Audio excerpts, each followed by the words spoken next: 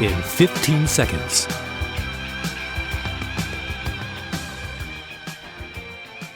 The Hugh Hewitt Show returns from break in 5 seconds.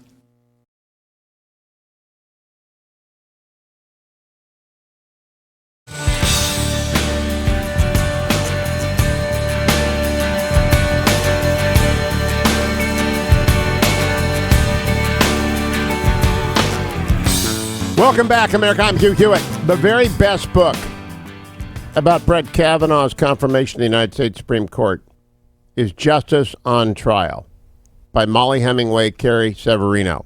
I interviewed them once in Denver, once in California at the Nixon Library, and they know their stuff. The Wall Street Journal excerpted my interview of them yesterday, and their book is comprehensive, superbly reported, completely footnoted, and if you want to know what happened a year ago, read Justice on Trial.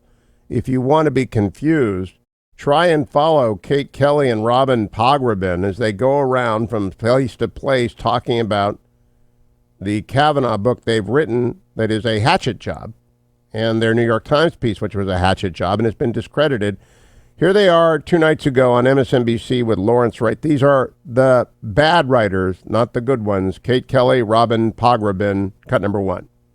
Draft of the article, did it include those words that have since been added to the article? It did. It did. So somewhere in the editing process, those words were trimmed. Yeah, I mean, I think what happened actually was that, we had her name, and the Times doesn't usually include the name of the victim. And so I think in this case, the editors felt like maybe it was probably better to remove it. And in removing her name, they removed the other reference to the fact that she didn't remember it. Okay, so the way, in your draft for the Times, you used basically the exact words that are in the book that I deliberately left off the name, because that passage begins with the name. Yes. And so in their removal of the name, they ended up removing the whole what follows it. Yes. And so I think it was just sort of an editing, done in the haste in the editing process, as you know, for closing the section. Were you involved in the decision to amend this and do the correction the addition online to the piece? We discussed it. Yeah. I think we felt like there was so much heat. There's so much, everyone has been kind of seizing on various aspects of this that we certainly didn't want this to be an issue anymore. And we certainly never intended to mislead in any way. We wanted to give as full a story as possible. Then they went over to The View on ABC and they said this, which didn't make any sense either. Cut number 2. I tried to reach her, and she had no interest in addressing these allegations. The one way in which she would engage with me is she was a close friend of Deborah Ramirez, one of her best friends. And so she ultimately drafted a statement about her support of Deborah Ramirez and Deborah Ramirez's integrity and basically kind of guilelessness and why she would have no motivation to make up a story like this. Why wouldn't this woman speak about her own experience? My sense is, from those who know her, is that she doesn't remember it. And let's remember that this was a drunken party, and it's conceivable that people don't always remember what happens in a situation like that. A lot of drunken people. Brett was taken over to her by his friends. They were drunk. She was drunk, and they put his penis in her hand. Why this is meaningful is, for us, from our perspective, is you actually have someone who is named, who is known in Washington, who tried to get this story to the appropriate authorities when it would have been relevant to his... and you're referring to Max Stier. So he's well-respected, and Max Stier tried to... He talked to Senator... upon the account of someone who wasn't there, who did not come forward and would not testify. Then they went over, they continued, and they're now shocked that people are calling foul and the emperor has no clothes. On The View as well, Kate Kelly, Robin Pograbin, cut number 5. Our response is that we appreciate that the President of the United States is paying attention to our book. But, I think what's been lost in all of this discussion is that what we tried to do is kind of what we always do as reporters, which is seek the facts and put them out there and let people come to their own conclusions. Look, it's just tabloid. They are tabloid reporters dressed up as what used to be New York Times reporters. Tabloid stuff. And thinly sourced like tabloids. The real book is Justice on Trial. That's the one you want to get. Molly Hemingway, Carrie Severino, Justice on Trial. You want to know. And by the way, what's the funniest thing is a lot of people are reporting as news that which Molly and Carrie reported months ago. they've interviewed the same people that these people interviewed. They interviewed them more thoroughly and prepared it more professionally and put it out there more completely, and it's a coherent story, and it makes sense. Justice on Trial is the book. Apparently, no one in Washington reads what other than what appears in the New York Times, because no one who's been reporting on this new trash book appears to consider what Molly and Carrie put out months ago. It's really quite remarkable. Kyle Mills, speaking of books, is next. Author of Lethal Agent, the latest Mitch Rapp story in the Vince Flynn series. Kyle Mills carries on the torch. Mitch Rapp is back. Stay tuned. It's the Hugh Hewitt Show.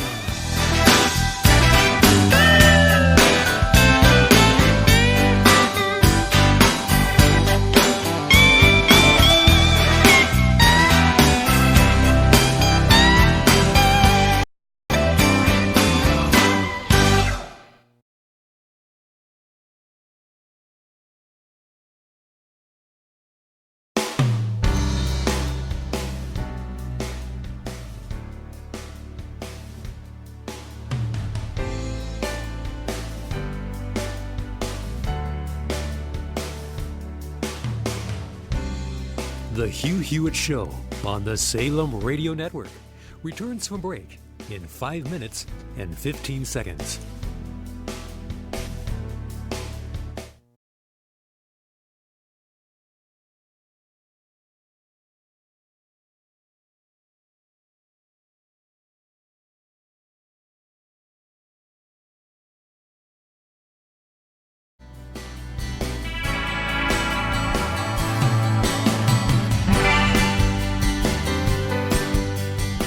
The Hugh Hewitt Show on the Salem Radio Network returns from break in 4 minutes and 45 seconds.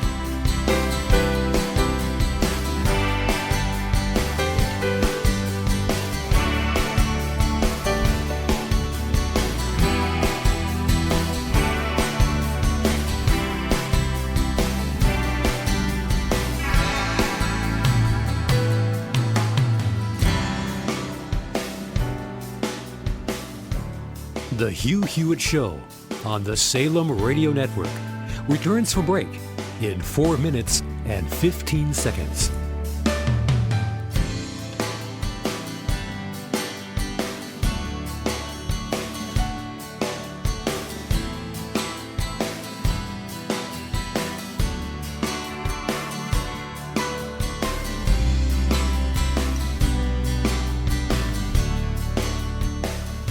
The Hugh Hewitt Show on the Salem Radio Network returns from break in 3 minutes and 45 seconds.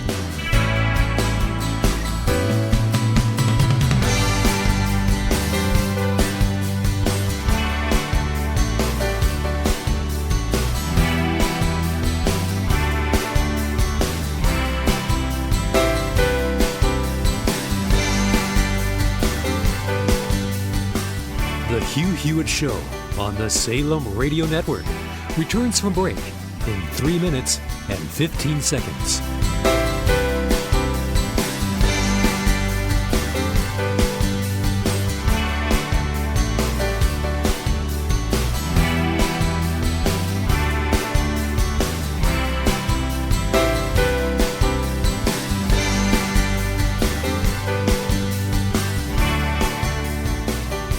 The Hugh Hewitt Show on the Salem Radio Network returns from break in 2 minutes and 45 seconds.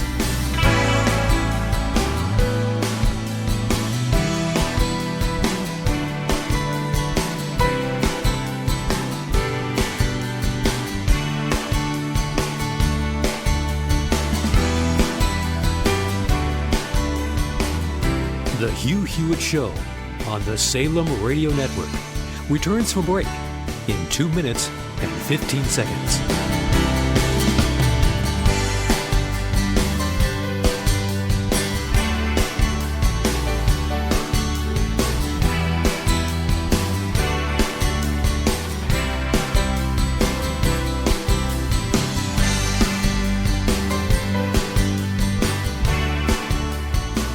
The Hugh Hewitt Show on the Salem Radio Network returns from break in 1 minute and 45 seconds.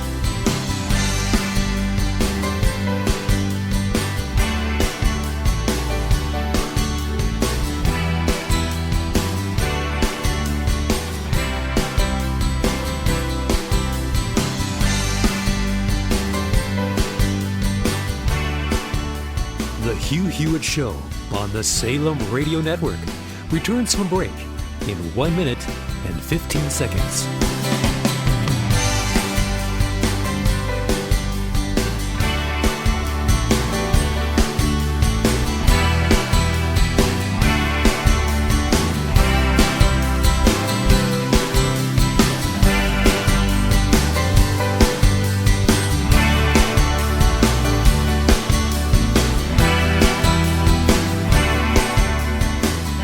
Hugh Hewitt Show on the Salem Radio Network returns from break in 45 seconds.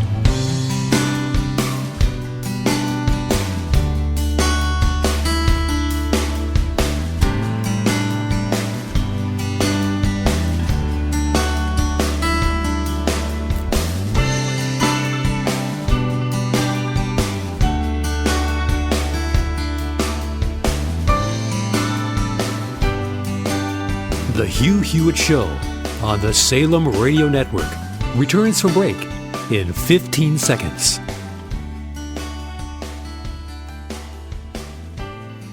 The Hugh Hewitt Show returns from break in 5 seconds.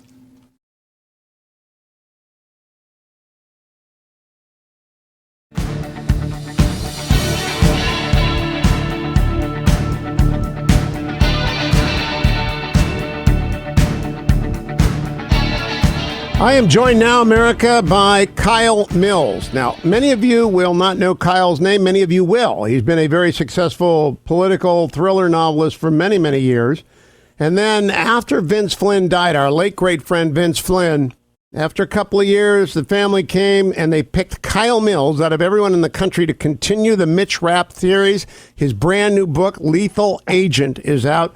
Kyle, welcome to the Hugh Hewitt Show. Great to have you. Thanks for having me. Well, I was on a bus with Brad Thor 2 weeks ago, and we were at Guy Benson's wedding, and I said, hey, I'm thinking about talking to Kyle Mills. What do you think? And Brad Thor, along with Daniel Silva, Alex Berenson, and CJ Boxer, one of our regulars here, said, Kyle Mills is great. He's terrific, and you're killing yourself if you're not reading his Vince Flynn books. I guess you've known Brad for a while. Yeah, I've known Brad since before his first book came out. It's been quite a while. It's been fun to watch him kind of skyrocket to the top of the business. Well, now you're in that seat, and I got to ask you two questions. The first one is, when you take over a franchise for someone who's as beloved as Vince Flynn, and when you take over a character as vivid as Mitch Rapp, what is the most difficult of the many challenges that go with that terrain?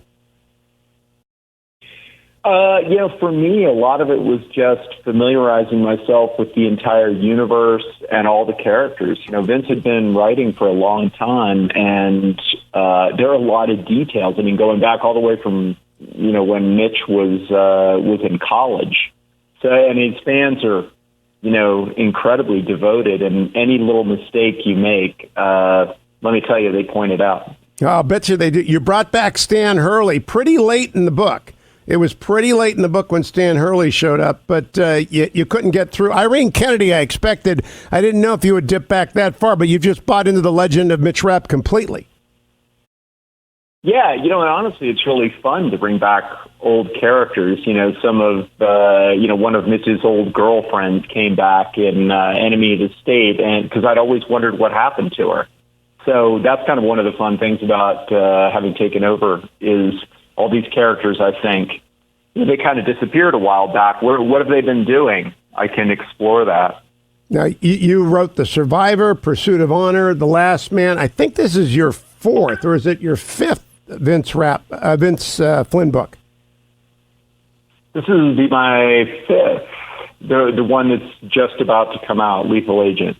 Yeah, well, it is a terrific read, by the way. I read it on the plane on Saturday, finished it yesterday. Couldn't put it down, and Lethal Agent is everything I expected from a well-done Mitch Rapp book. And I am curious about your research habits. I knew Vince pretty well. I was in the studio the day he got his bad news. And so how do you research, and do you all do it the same way? Because you've got Somalia and Yemen front and center in this book. Not exactly familiar places for the average American thriller writer. No, usually I go to places, the places I write about, but I decided to skip Somalia and Yemen, I think for obvious reasons.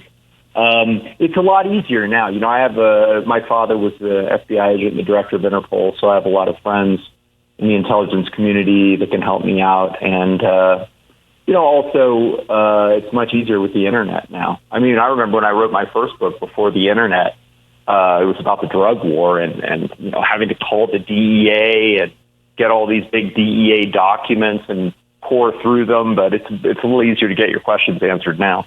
You have a pretty interesting presidential race in the background of Lethal Agent.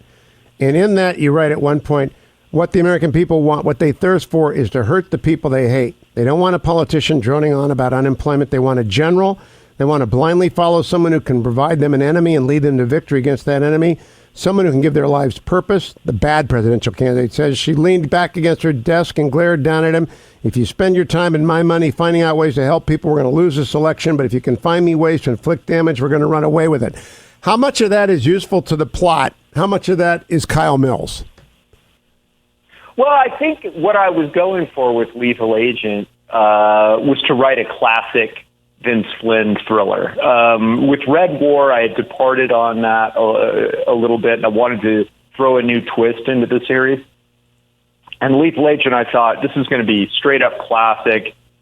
And one of the real classic elements to these books is the really villainous politician. And it's not something I've explored in the books that I've written as much as Vince did. And that's why I put it in there. Though, it's kind of a difficult time to write a very political character because, people think you're attacking one side or the other. And so my hope was with this one to explore universal themes, like that one. That's not a particularly partisan issue. It's just an issue that the United States has with, a lot of rancor in our political process. You also explore biological weapons. And Kyle, my brother's retired now, is for 45 years a PhD toxicologist with one of the big pharma people. And he always used to say, you're worried about the wrong thing. Don't worry about chemical weapons. Don't worry about nuclear weapons. Worry about bioweapons. Anyone can bring them in, and there's no stopping them. And he would always specifically reference the Spanish flu as you do. Tell us how your attention turned there and then remind people of the Spanish flu. Well, so the Spanish flu is, everybody thinks of, the big scary diseases like Ebola or the plague, but the flu kills a lot of people. And the Spanish flu, this was at the end of World War I, killed an incredible number of people. It was a pandemic that was sort of unprecedented. And it's kind of, I think humanity has a way of forgetting the dangers that they know. Everybody's afraid of sharks, but nobody's afraid of drunk drivers. But you're gonna get killed. It's probably gonna be a drunk driver, not a shark. And that's the way the flu's become. So that's what I wanted to explore with this book, is not something super elaborate because, like you were just saying, it's not necessary. It's fairly easy to get your hold of a biological weapon, and it's fairly easy to transport it. So that's what I wanted to do, create a low-tech solution to biological weapons and that could wipe out, a significant portion of the world's population. Kyle Mills, congratulations on Lethal Agent. Lethal Agent in bookstores everywhere now. You can get it at Amazon.com, Barnes & Noble. Anywhere you buy books, you can get the brand new Vince Flynn novel, Lethal Agent, written by Kyle Mills. Kyle, look forward to talking to you again. Yeah, me too. Thanks. The conversation will continue with Kyle Mills next week.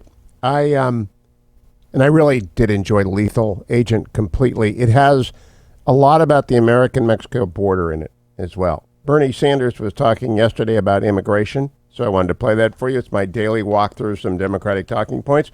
Bernie Sanders on what should we do with the people who have entered the country without permission, cut number 4. So we are going to end the ICE raids, which are terrorizing communities all across this country. We are going to impose a moratorium on deportations.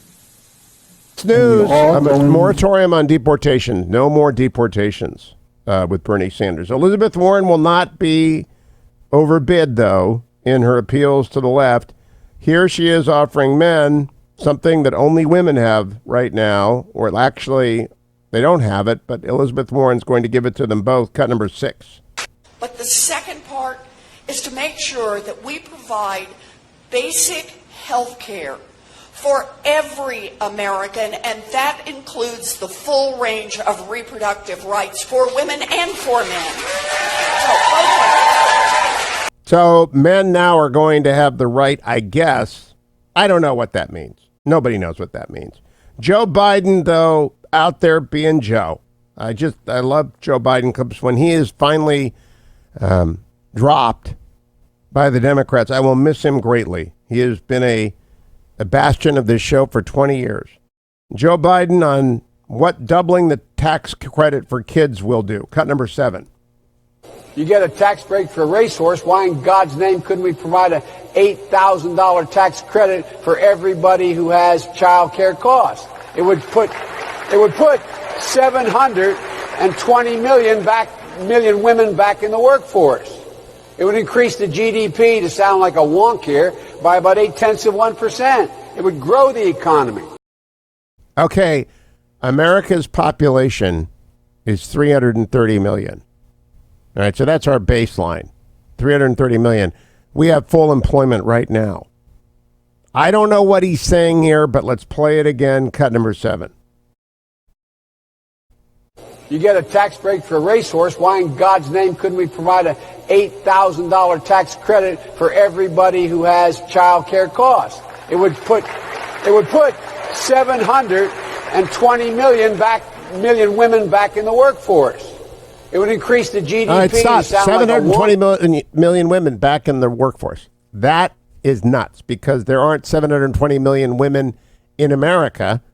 There aren't probably in the People's Republic of China 720 million women out of the workforce because of child care. It's just nuts. Who knows what he's talking about?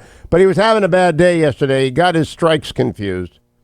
Joe Biden listen to it and then I'll explain to you. Cut number 8. The only reason they have any of the things that protect them as non-union workers is because of you. And now, when I went up to there was a Rite Aid strike, I looked out in that parking lot when I was talking with the folks and I was walking a picket line up in Boston.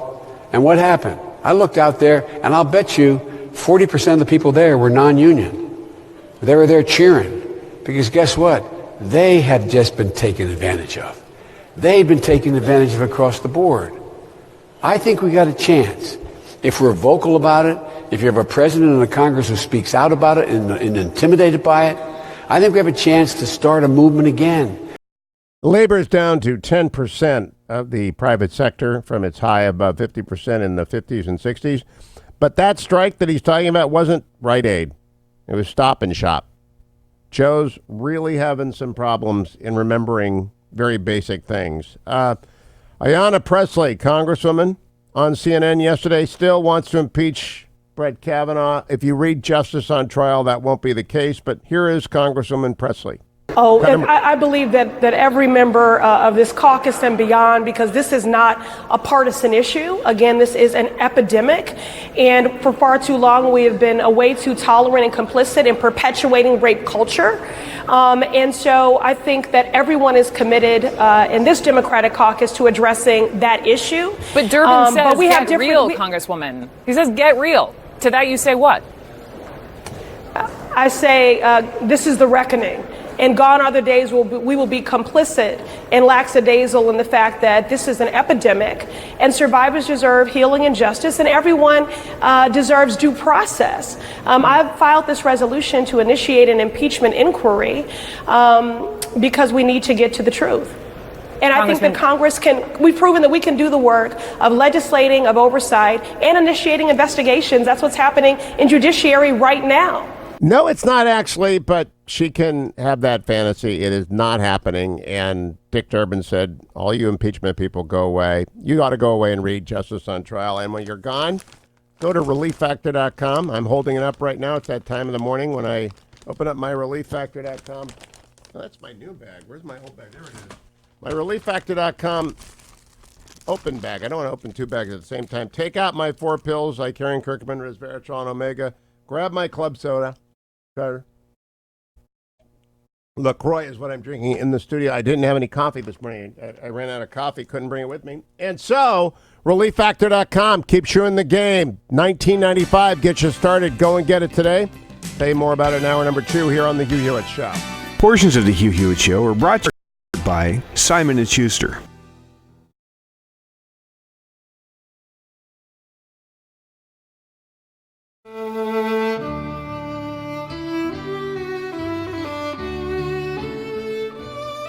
The Hugh Hewitt Show on the Salem Radio Network returns from break in 3 minutes and 15 seconds.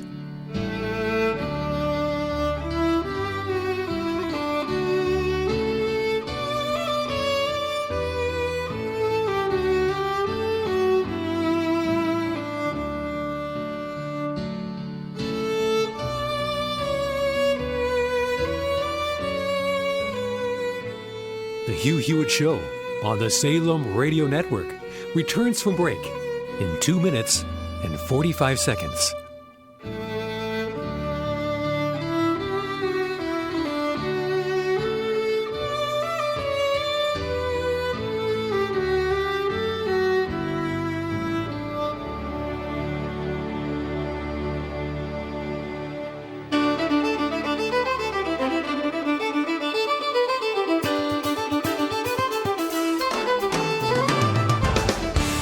Hugh Hewitt Show on the Salem Radio Network returns from break in 2 minutes and 15 seconds.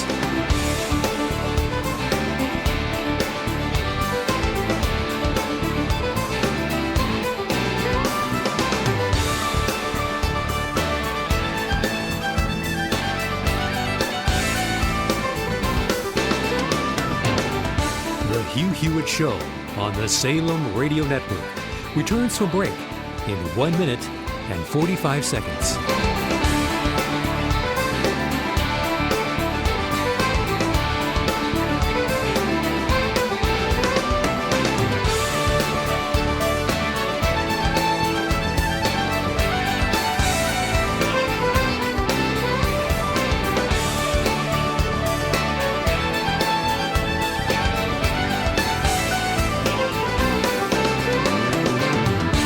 The Hugh Hewitt Show on the Salem Radio Network returns from break in 1 minute and 15 seconds.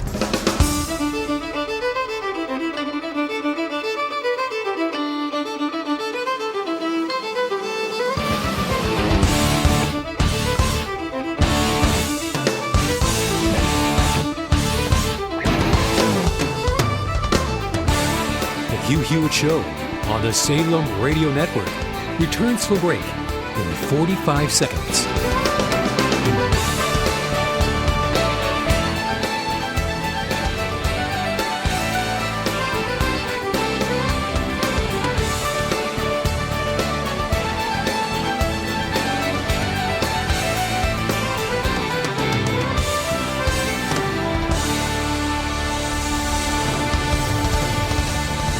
The Hugh Hewitt Show on the Salem Radio Network returns from break in 15 seconds.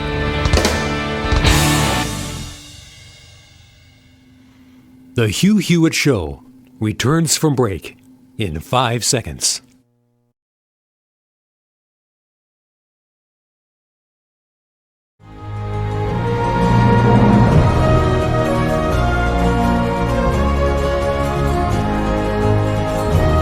Welcome back, America. It's Hugh Hewitt.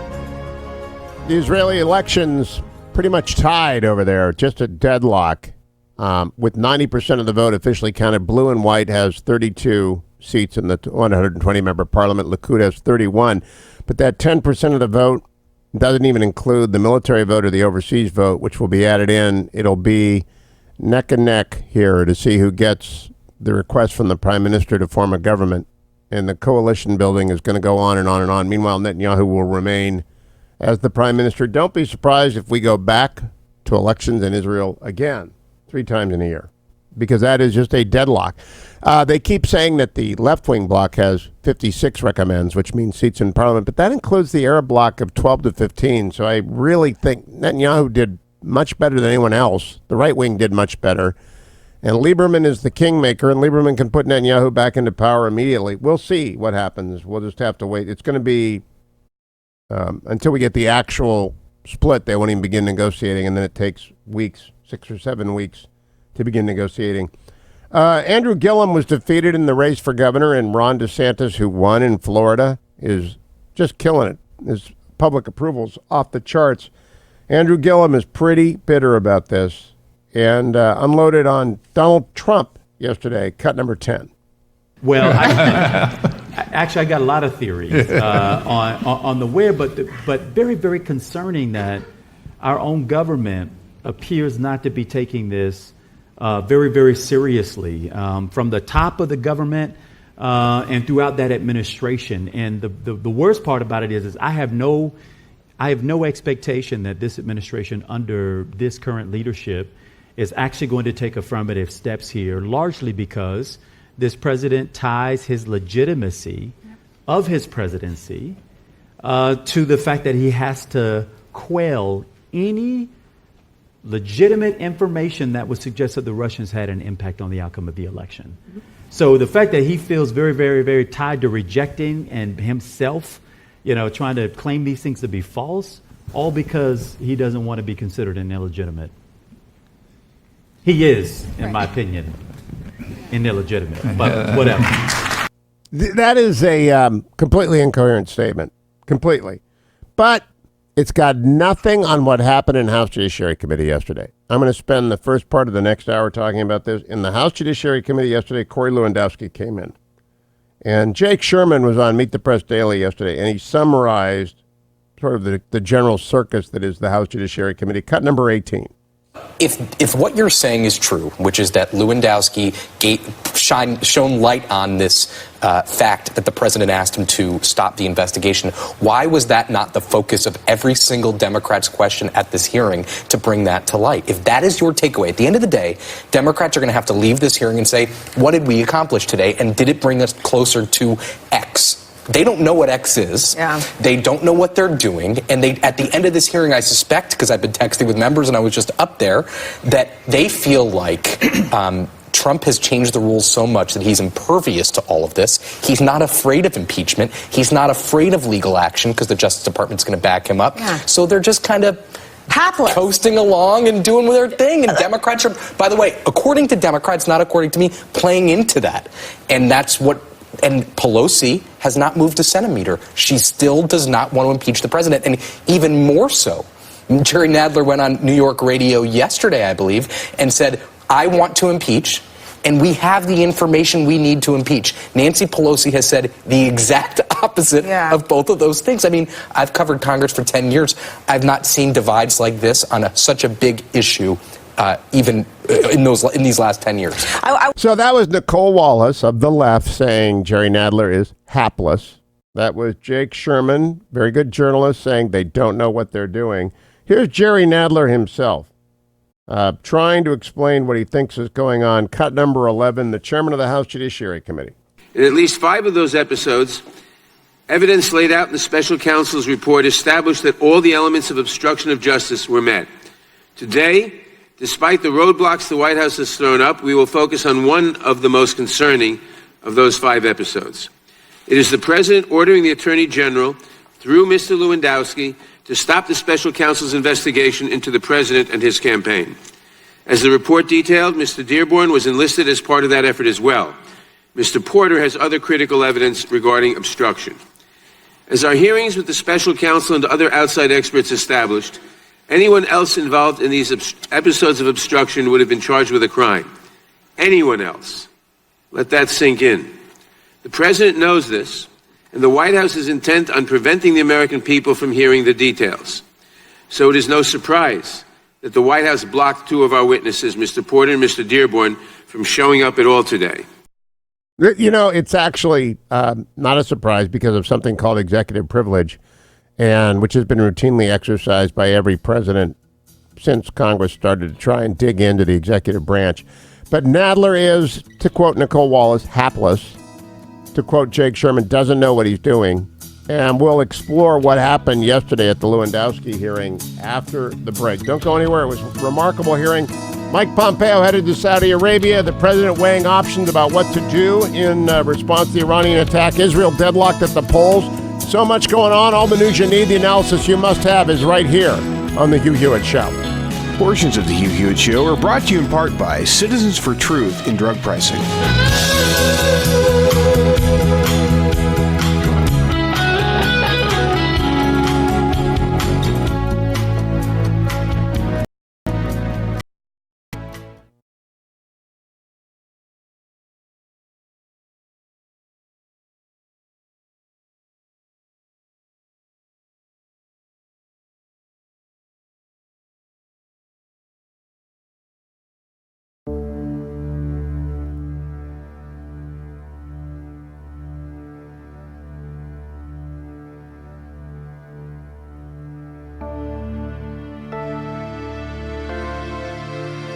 The Hugh Hewitt Show on the Salem Radio Network returns from break in 8 minutes and 15 seconds.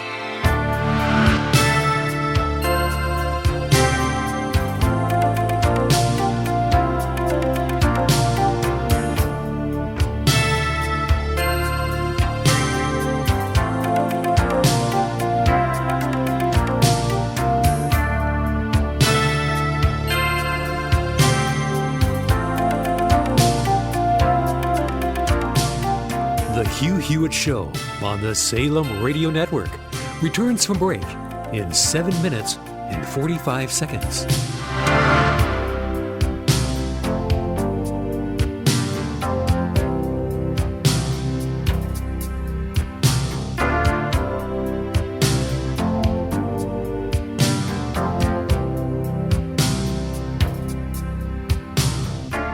The Hugh Hewitt Show on the Salem Radio Network returns from break in 7 minutes and 15 seconds.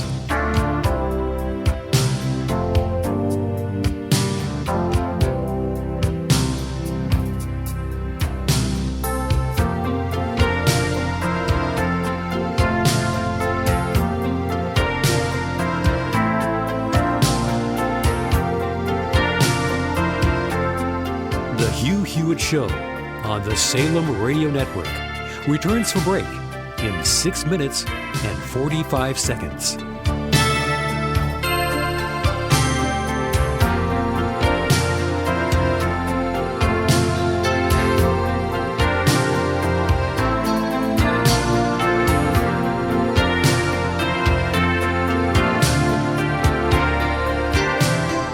The Hugh Hewitt Show on the Salem Radio Network returns from break in 6 minutes and 15 seconds.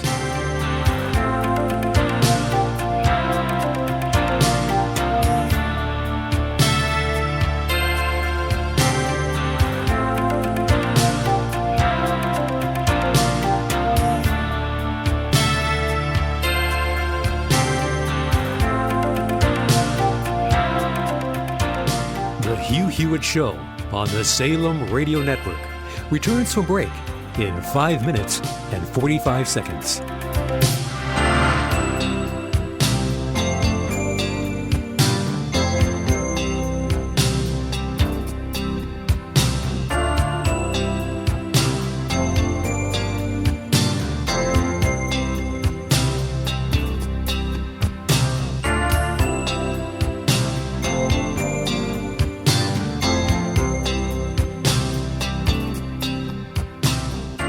The Hugh Hewitt Show on the Salem Radio Network returns from break in 5 minutes and 15 seconds.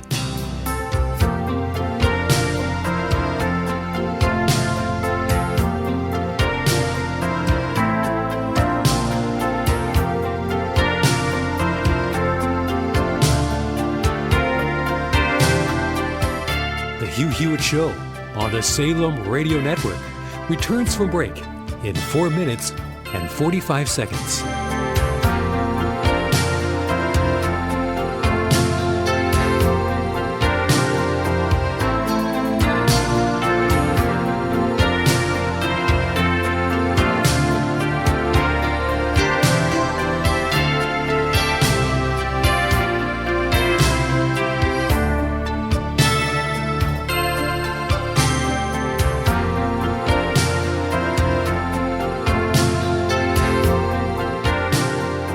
The Hugh Hewitt Show on the Salem Radio Network returns from break in 4 minutes and 15 seconds.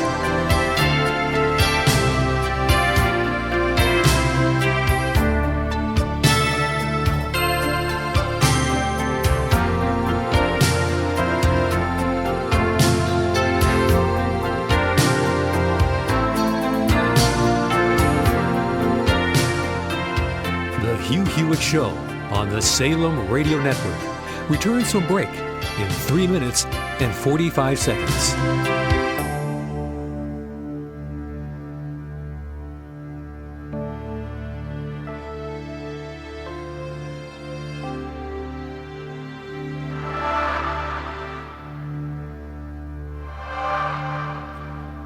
The Hugh Hewitt Show on the Salem Radio Network returns from break in 3 minutes and 15 seconds.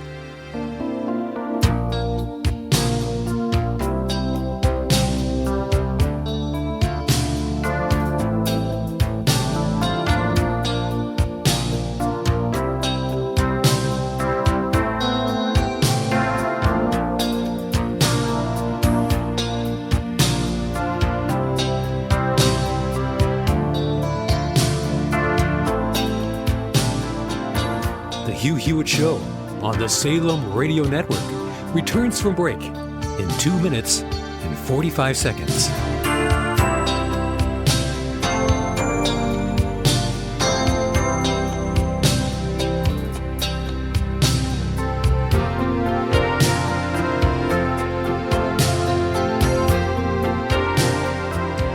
The Hugh Hewitt Show on the Salem Radio Network returns from break in 2 minutes and 15 seconds.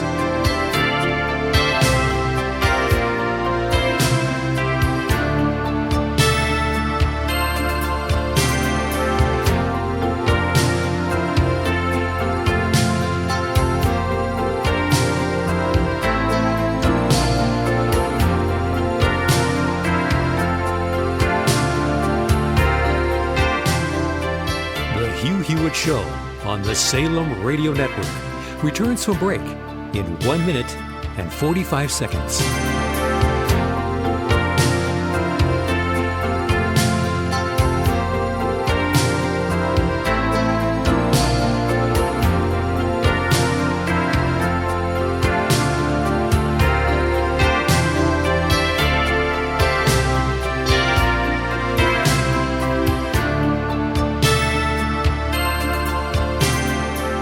The Hugh Hewitt Show on the Salem Radio Network returns from break in 1 minute and 15 seconds.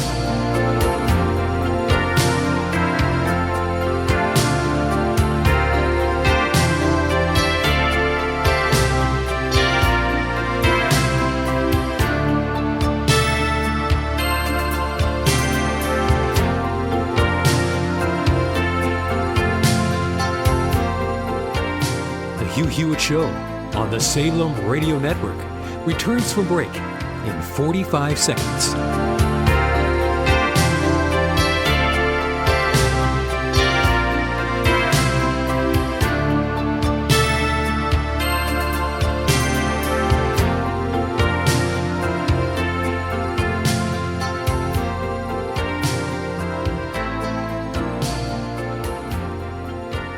The Hugh Hewitt Show on the Salem Radio Network returns from break in 15 seconds.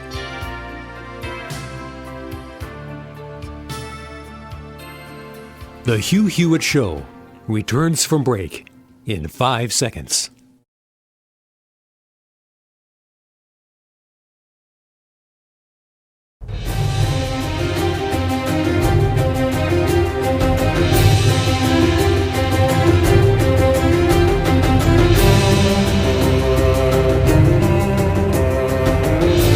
Good Wednesday morning to you, America. Morning glory.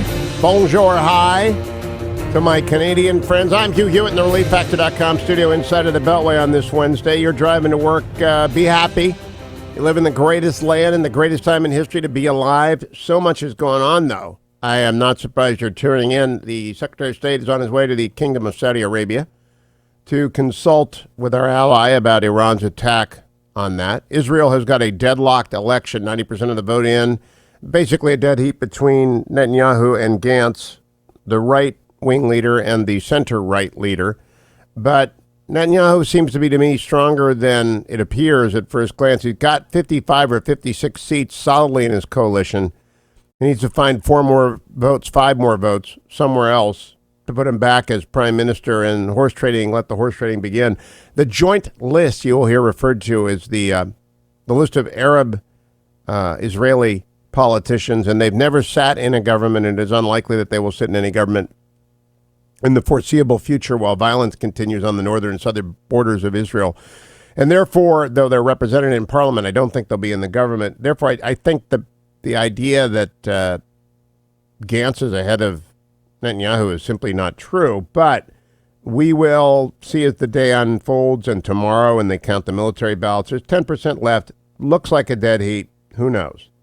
If you are paying attention, you know that Corey Lewandowski was in front of the House Judiciary Committee yesterday, mired as it is in haplessness, according to Nicole Wallace, not knowing what to do, according to Jake Sherman, just completely in the muck. Jerry Nadler has driven it into a box canyon, and everyone's throwing brooks at it. So they dragged Corey Lewandowski up there yesterday to try and get him to somehow get some sound bites. But before they got started, the ranking member on the House Judiciary Committee for the Republicans, a guy named Doug Collins, who I've met, very smart, lawyer, theologian, Baptist pastor, been in the House for 7-8 years now, and he's the senior member on House Judiciary Committee.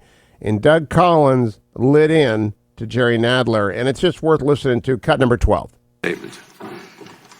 Well, thank you, Mr. Chairman, and thank you for introducing this hearing, which is now, as you said, under the new rules.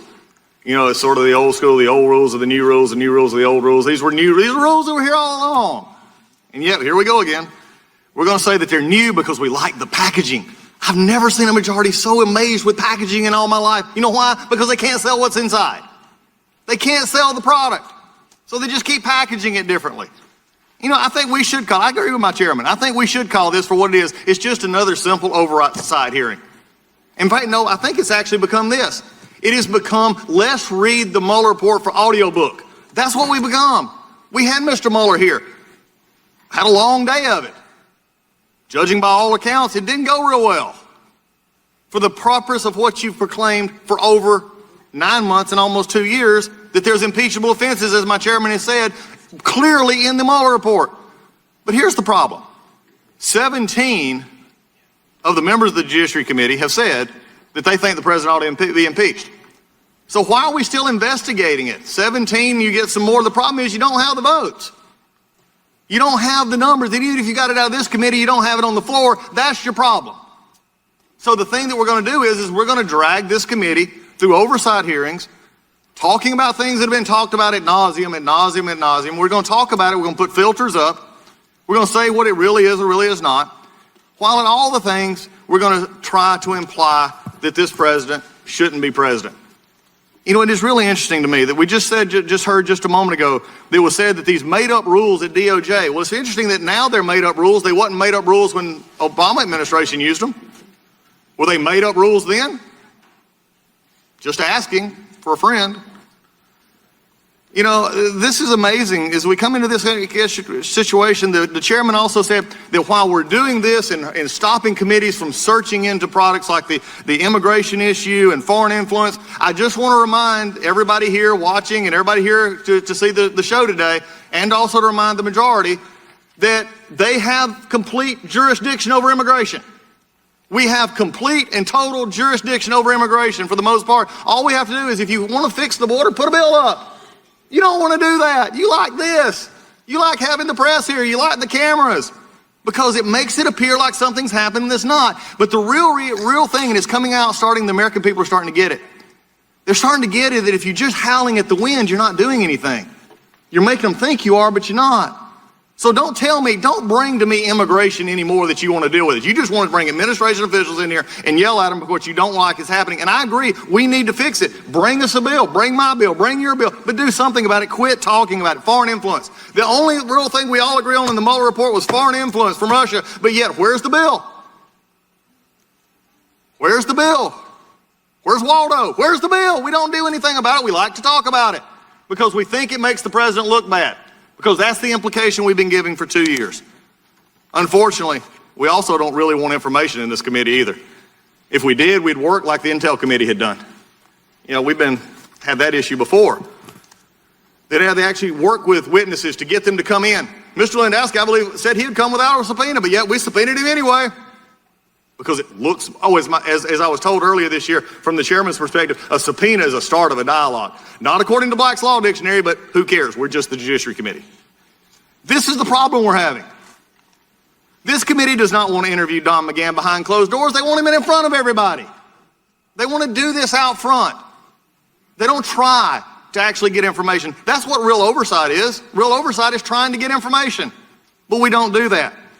Now, Doug Collins goes on for another 5 minutes, blistering the chairman.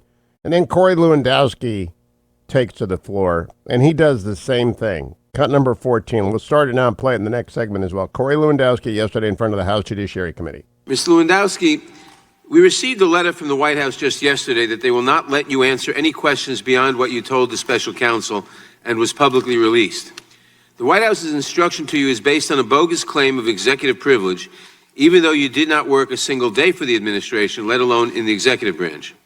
My colleagues are going to get into the specific events in detail, but I'm especially troubled by the president's attempt to obstruct Congress's investigation and prevent the American people from learning the truth about what he's done, and I want to ask you questions relevant to that issue. Mr. Lewandowski, is it correct that as reported in the Mueller report on June 19, 2017, you met alone in the Oval Office with the president?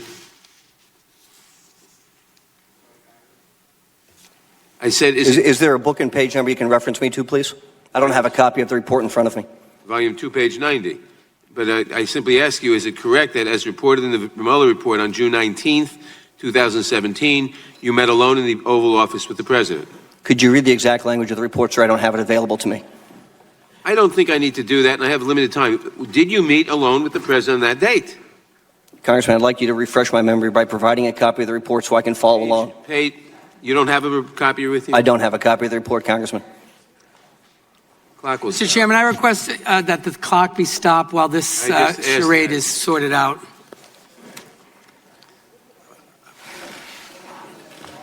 Yeah.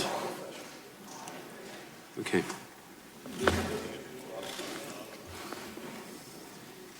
I'm sorry, Congressman, what page was it? The clock should have been stopped and should remain stopped. Page 90, volume 2. Okay, and which paragraph, sir? I don't have it in front of me.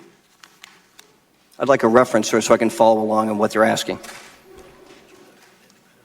Do you not have an independent recollection of whether you met with the president on that date? Congressman, I'm just trying to find in the Mueller report where it states that. Well, you have it in front of you. I gave you the page number. Okay, where on page 90 is it, sir?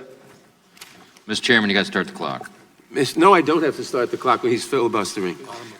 Bottom of page 90. Well, filibustering is a different issue. That's across the hall in the Senate. This is actual questions being done now. Mr. Chairman, point of parliamentary inquiry, Mr. Chairman. That's not the gentleman will state his point of parliamentary inquiry. Mr. Chairman, is it appropriate for a witness to refuse to answer a question and instead demand that we reference and point him to the... I'd ask that Mueller report be closed and the witness be directed to answer the question. No, well, the answer is not appropriate, but it's on the bottom 2 lines of that page. Now it can start. The clock can start now. The clock is... Jerry Nadler is confused. When will the clock start, Mr. Chairman? Once the question's asked, Mr. Chairman, the clock should start. Right under overview, second line. Parliamentary inquiry, Mr. Chairman. The gentleman, the witness... Point of order. The witness has the time and... Point of order is... I think this is so perfectly illustrative of Jerry Nadler's management of the Judiciary Committee and why Nancy Pelosi doesn't want him anywhere near a camera. Nancy Pelosi is ashamed of him. Nancy Pelosi doesn't want an impeachment inquiry. And Corey Lewandowski, by simply asking for a page reference, it shuts the whole committee down. It's like throwing sand in the gears. So easily perturbed is Jerry Nadler. Don't go anywhere, America. More coming after the break on the Hugh Hewitt Show. This portion of the Hugh Hewitt Show is brought to you by Axiom Tax Resolution. For more info, visit axtaxhelp.com.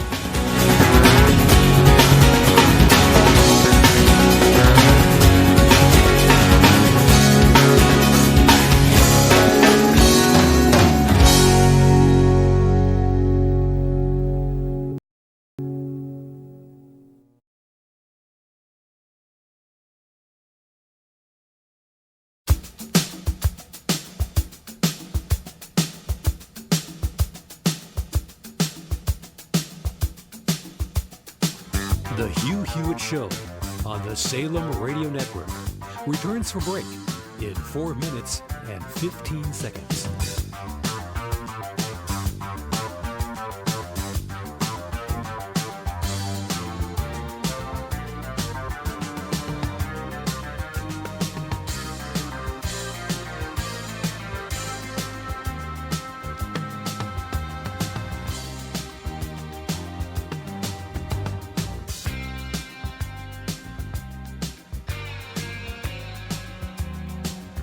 The Hugh Hewitt Show on the Salem Radio Network returns from break in 3 minutes and 45 seconds.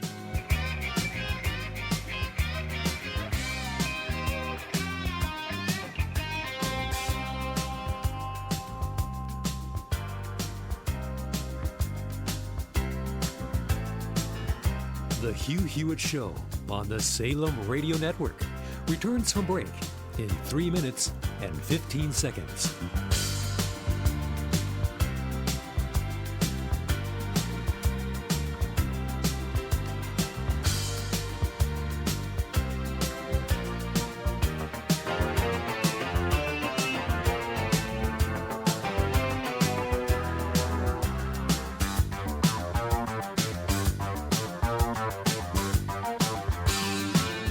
The Hugh Hewitt Show on the Salem Radio Network returns from break in 2 minutes and 45 seconds.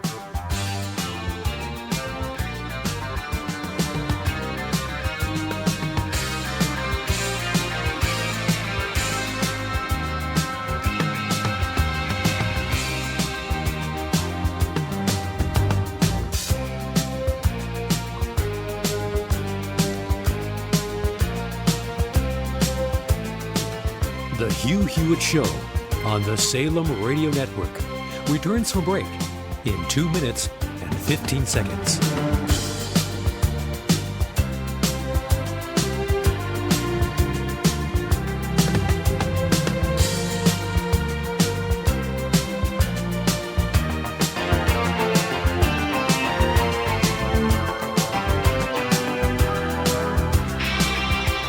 The Hugh Hewitt Show on the Salem Radio Network returns from break in 1 minute and 45 seconds.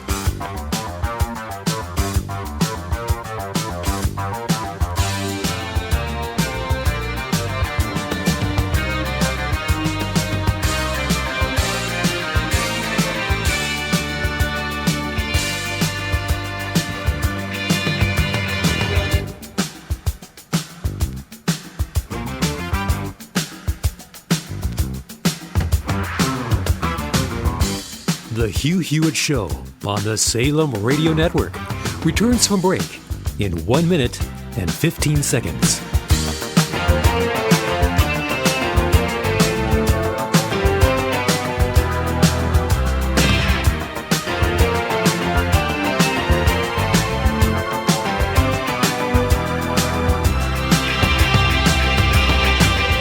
The Hugh Hewitt Show on the Salem Radio Network returns from break in 45 seconds.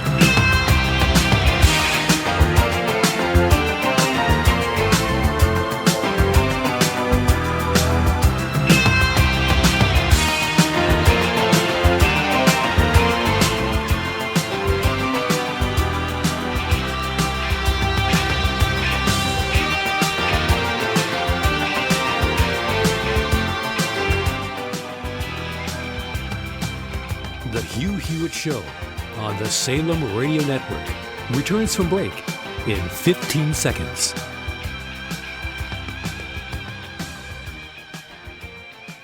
The Hugh Hewitt Show returns from break in 5 seconds.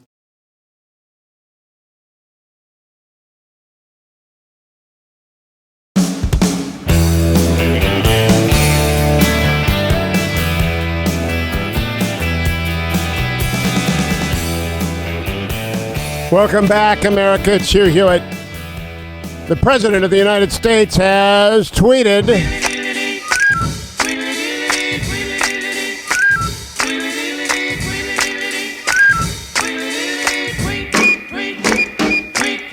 as Corey Lewandowski stated very clearly yesterday in front of the House Judiciary Committee, President Trump didn't do anything wrong or illegal. But they all know that, writes the president. The Democrats are hurting our country and getting nothing done. Shameful. At C. Lewandowski, at Fox and Friends, President tweeting this morning. Here is Corey Lewandowski trolling Eric Swalwell yesterday, the congressman who briefly ran for president and nobody liked him. But he's on Judiciary and he was showboating, so Corey Lewandowski took a shot at him. Cut number 15.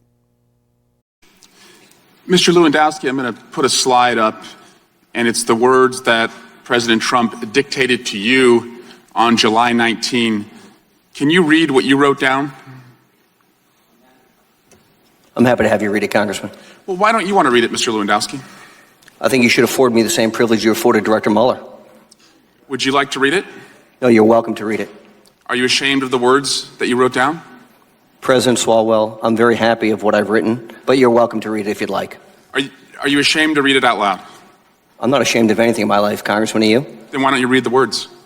Congressman, I've asked and answered your question. Lewandowski, why won't you read the words aloud? I've asked and answered your question, Congressman. If you'd like to read the words, you're welcome to. Well, you were ashamed to read them out loud, and you didn't deliver those words to the person the president asked you to. Did you have a consciousness of guilt? I have nothing to be guilty of, Congressman. Thank you. You still feel guilty today, and that's why you can't read it out loud? Congressman, you're welcome to read the words if you'd like. Well, I just wonder why you can't. I have the capacity to, Congressman. I'll give you the privilege. You said the president did nothing wrong. Why can't you read those words right now? Why can't you read them aloud? Congressman, tell me why you hold me to a different standard than previous witnesses who sat here. I want to give you one more opportunity to clear up something you said earlier. You've said a number of times it was in the Mueller report, it was accurate. Now, this goes on for a while. Jerry Nadler finally threatens to hold Lewandowski in contempt. Cut number 16. Thank you, Mr. Lewandowski. Your behavior in this hearing room has been completely unacceptable. And it is part of a pattern by a White House desperate for the American people not to hear the truth. I have been asked several times today whether the committee will hold you in contempt. That is certainly under consideration.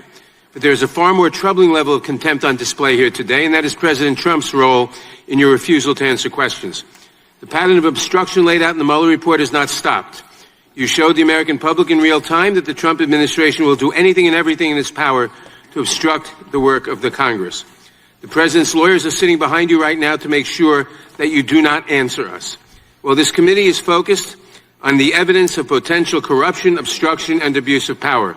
And exposing that misconduct is our top priority. You know what this is? This is his complaint that no one's paying attention. But I'm playing it because it is just illustrative of the clown car that the House Judiciary Committee has become, as Jake Sherman and Nicole Wallace noted last night.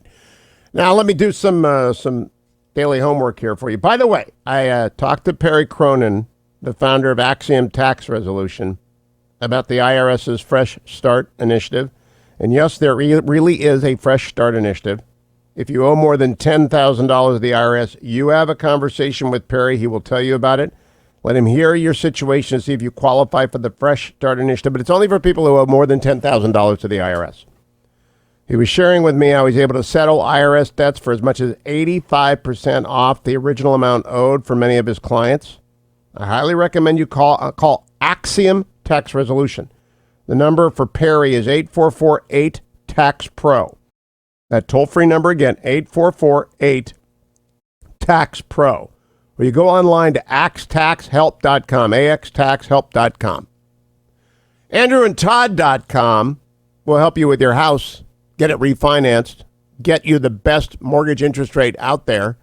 And AndrewandTodd.com have done it for me. They've done it for my family. They've done it for thousands of Hugh Hewitt Show listeners. And I would encourage you to do it today because the 10-year Treasury is dropping again. It's down to 1.81%. And the Fed is going to cut interest rates again, according to the Wall Street Journal this morning. Fed prepares second rate cut to cushion against global risks. That means interest rates generally are going down.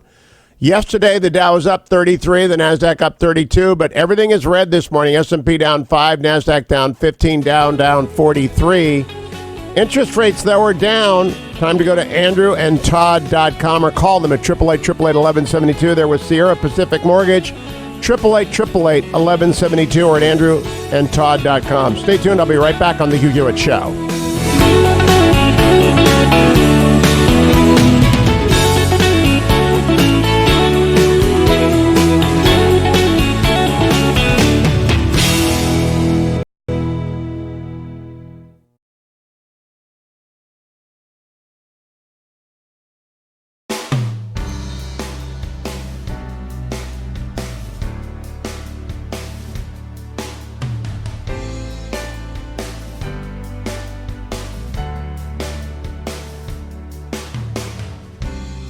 The Hugh Hewitt Show on the Salem Radio Network returns from break in 5 minutes and 15 seconds.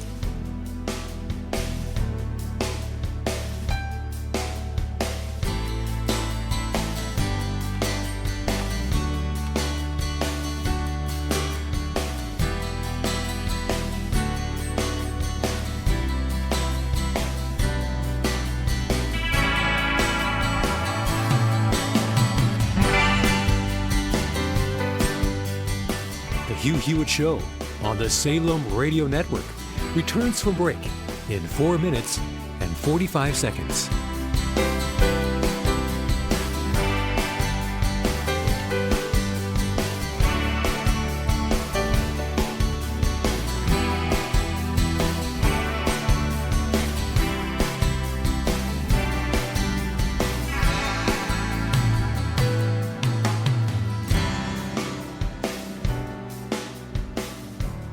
The Hugh Hewitt Show on the Salem Radio Network returns from break in 4 minutes and 15 seconds.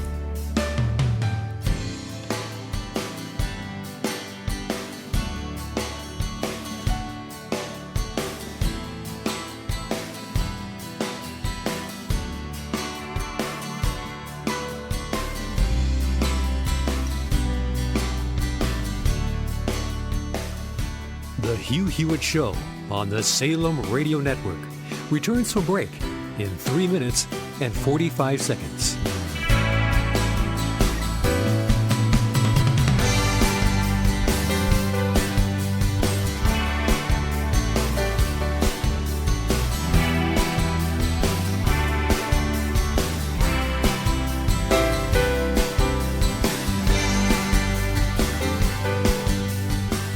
The Hugh Hewitt Show on the Salem Radio Network returns from break in 3 minutes and 15 seconds.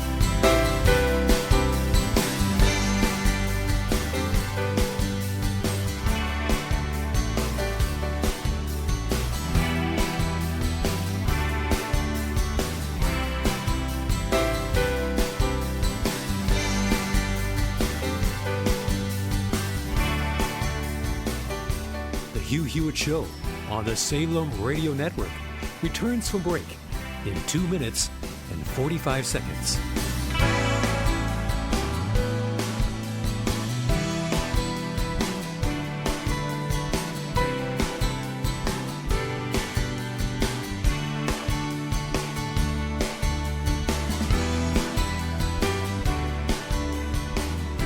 The Hugh Hewitt Show on the Salem Radio Network returns from break in 2 minutes and 15 seconds.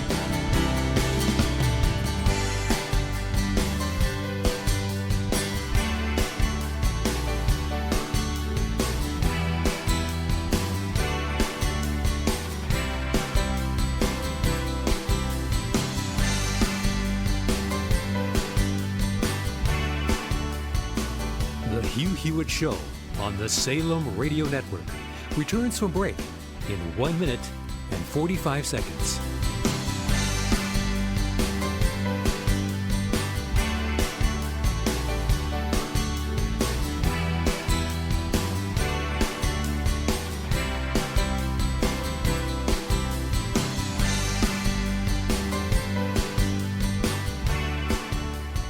Hugh Hewitt Show on the Salem Radio Network returns from break in 1 minute and 15 seconds.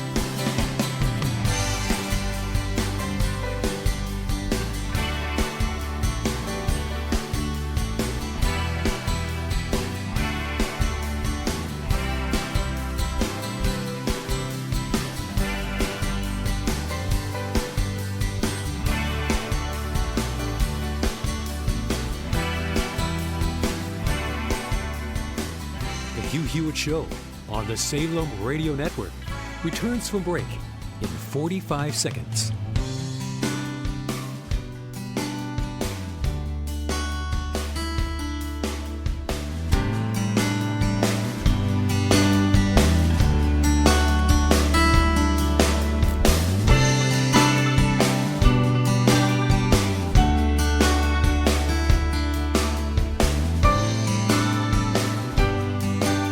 The Hugh Hewitt Show on the Salem Radio Network returns from break in 15 seconds.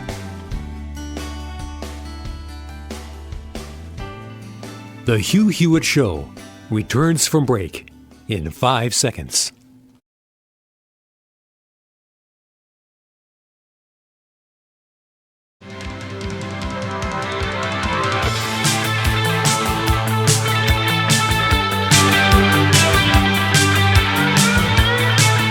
Welcome back, America. It's Hugh Hewitt inside the ReliefFactor.com studio inside the Beltway this morning.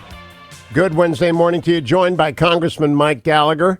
Congressman Gallagher, I'm going to get to the Saudi Arabia crisis in a moment, but there's a crisis in production in Green Bay. They've only scored 31 points in 2 games. That is about 30% down off the normal. What's going on in Green Bay? What's going on in Green Bay is that we have the best record in the NFL. We are undefeated, and we have defeated 2 division rivals.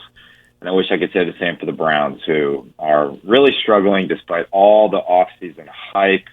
Really, people got drunk on hype this offseason, and now they just have to get straight up old-fashioned drunk to ease their sorrows. So you just didn't watch Monday night at all. I hope you were paying closer attention to our international dilemma than you were to Monday Night Football, because the Browns dominated. They've scored more points this year, which is a little bit like Hillary Clinton saying she had more votes than Trump. But we'll see at the end of the season.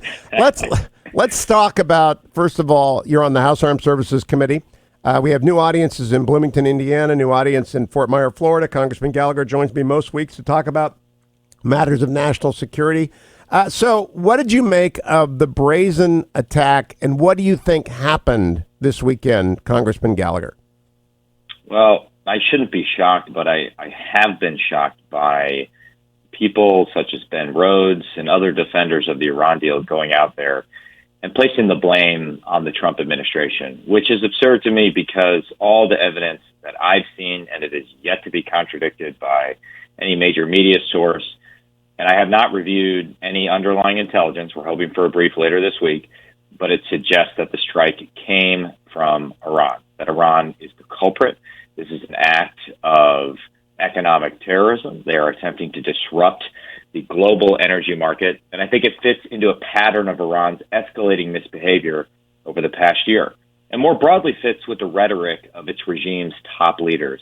Earlier this summer, for example, Iran's figurehead leader, Rouhani, threatened all of us when he said world powers know that in the case that oil is completely sanctioned and Iran's oil exports are brought down to zero, international waterways can't have the same security as before. And even before his threat, Iran had been seizing oil tankers in international waters all summer. Now they've attacked critical infrastructure on the soil of one of the world's largest oil producers. These are exceptionally dangerous times in the Middle East, and I just would ask everybody, regardless of whether you don't want President Trump to respond or you do want President Trump to respond, let us all agree on the basic fact that Iran is the culprit here and not blame anyone in the U.S. for what is a brazen escalation on the part of the brutal Iranian regime. It is. It raises the ceiling for me of what they are capable of. To use 20 drones and cruise missiles apparently launched from Iranian soil is a recklessness level that we haven't seen before. And I think to myself, what would prevent them from doing the same to the United Arab Emirates nuclear plant? It's got 4 different towers there. It's quite a large facility. Is there anything that would stop them from attempting to take out little Sparta with a Chernobyl-like attack? There is, in my opinion, one thing that would stop them from doing that, and that is an aggressive, strong response from the United States in concert with our allies that effectively restores our deterrence with respect to Iran. The Iranian regime is weak. I understand that there are always dangers of escalation. I understand that they effectively operate through proxies that can create dilemmas for us and our allies. But remember, Hugh, there have been persistent protests in the streets of Iran for the past 2 years. I believe all of these attacks, whether it was limpet mines in the Gulf, whether it's this latest attack, are evidence that the regime is in an increasingly perilous economic position. So we have the upper hand. And while we don't want to overplay our hand, I think the worst thing we could do is to allow provocations like this to go unresponded to. And as we see time and again throughout history, but particularly in the recent history of the Middle East, such inaction is provocative, that Iran will respond to inaction with further provocation. So I think we have an opportunity here, a tremendous opportunity with a major attack like this, to convince the international community, particularly some of our European allies who have actually been working with Iran to skirt around U.S. sanctions. We can now convince them to join our maximum pressure campaign. And if the Trump administration can make a compelling case that Iran perpetrated this attack, the U.S. should be able to grow its coalition of partners working to rein in the theocrats in Iran and cut Iran off from the global community. We still have sanctions waivers in place, for example. We should be eliminating those sanction waivers and using this attack as a way to convince our European allies that's the right move. Now, the appeasement caucus, you mentioned Ben Rhodes earlier, and there are others who wish to blame the United States for Iranian theocracy's malevolent behavior, which goes back 40 years. And actually, I don't even want to spend any time on it. I note that General Mattis, in his book, I interviewed him on Friday night, does not mention Ben Rhodes once. John Kerry, in his massive book, mentions Ben Rhodes exactly once. He's simply not significant to the left, much less to us. And so that appeasement caucus, though it amplifies from the echo chamber, is very small. I'm more concerned about options to the president. It is being reported this morning that after John Bolton left, he did nevertheless request a set of military options to respond to Iran. He does not believe they are comprehensive enough, and he wants more choices. And so the national security team, at the time led by an acting national security advisor, is putting that together along with Secretary of Defense Esper and Secretary of State Pompeo and Defense, National Intelligence Director and all that different stuff. What do you think are on the list, Mike Gallagher? What are the options in front of him? Is taking out Iran's energy production facilities, not their oil, but their energy, their electricity, a responsible measure to think about? Well, a quick note on the front end in terms of putting options in front of the president. I think this crisis reinforces the need for a quick replacement to John Bolton in the role of a national security advisor, someone who will be in the business of presenting the president with options, someone with high energy, low ego. And I hope that they will consider strongly our mutual friend, Robert O'Brien, who I believe would do fantastic in that role. And I've had the pleasure of working with on various national security issues, and he is absolutely exceptional. So I put that out there for what it's worth. And then to answer your question more directly, Hugh, I suspect that the primary options being presented to the president right now are actually below the threshold of a kinetic counterstrike on Iran. I mentioned some economic options that we have. We need a wall of sanctions around Iran that isn't just limited to its nuclear program, but includes its support for terror, its ballistic missile program, and its human rights abuses.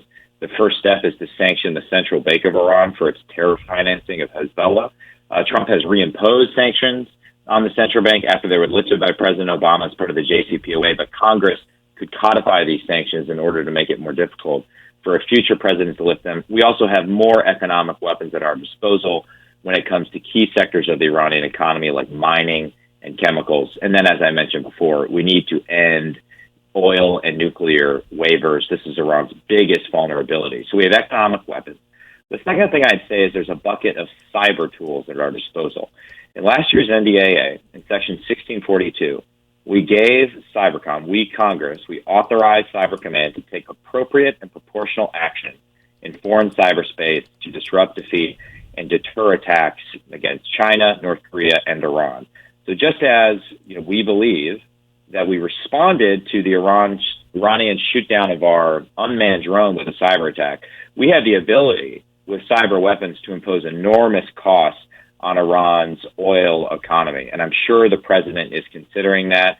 And then any military option, I believe we would have to do it by, with, and through our allies on the ground. And certainly any sustained campaign in Iran would require the president to come to Congress and get authorization. But he does have a lot of options on the table in front of him, and he needs a good national security advisor who's presenting those options. When Reagan took out the Iranian Navy in 88, it was after a series of provocations that culminated in a kinetic strike. Do you think Iran stops, absent any, last question, Michael, absent an actual kinetic response, meaning the use of military force by Saudi Arabia, by UAE, by a coalition, by us, by somebody? Do they stop, or do they keep pushing until, as Lenin said, you move the bayonet forward if you encounter mush, proceed if you encounter steel, withdraw?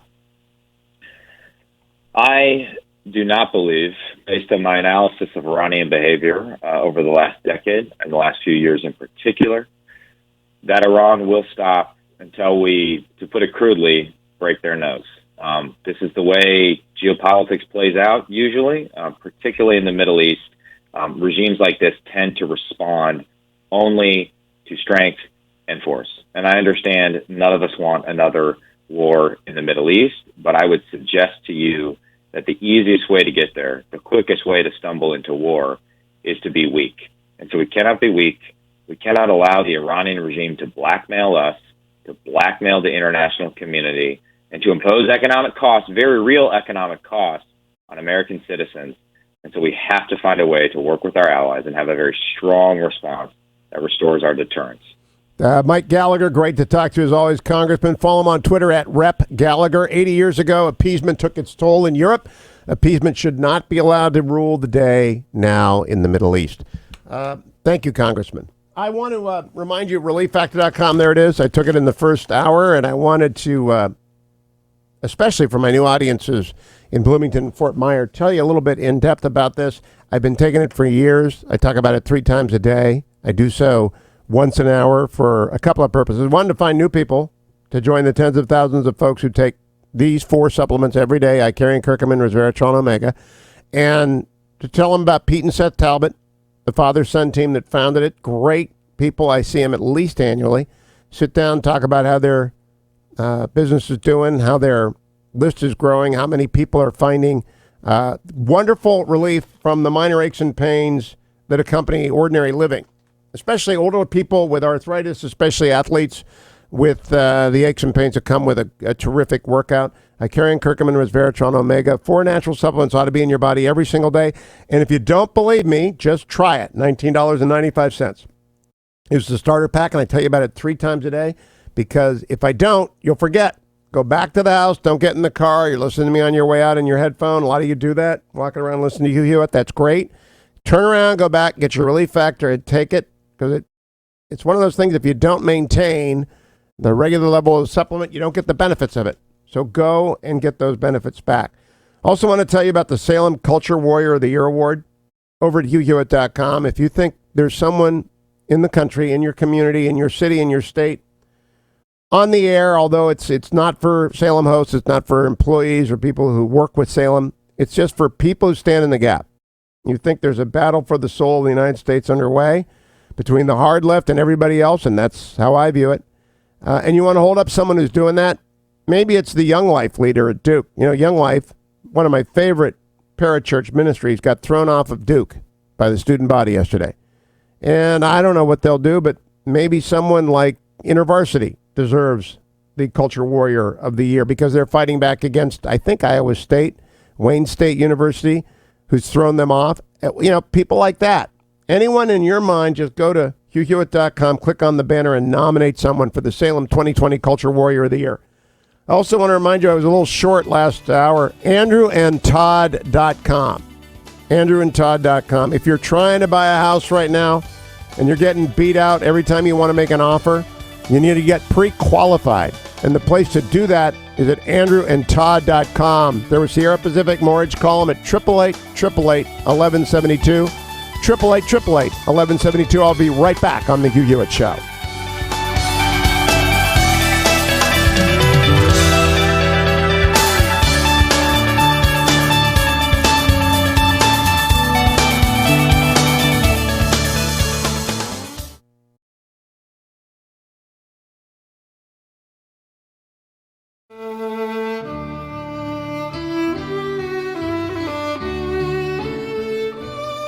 The Hugh Hewitt Show on the Salem Radio Network returns from break in 3 minutes and 15 seconds.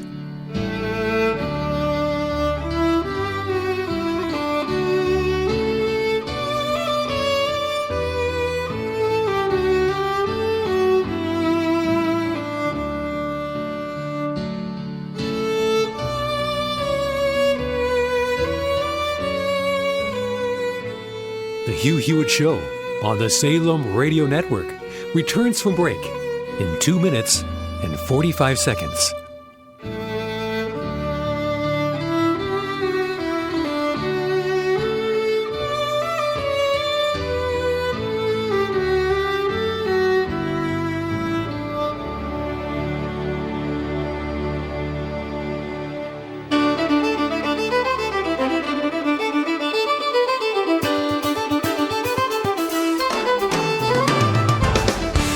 Hugh Hewitt Show on the Salem Radio Network returns from break in 2 minutes and 15 seconds.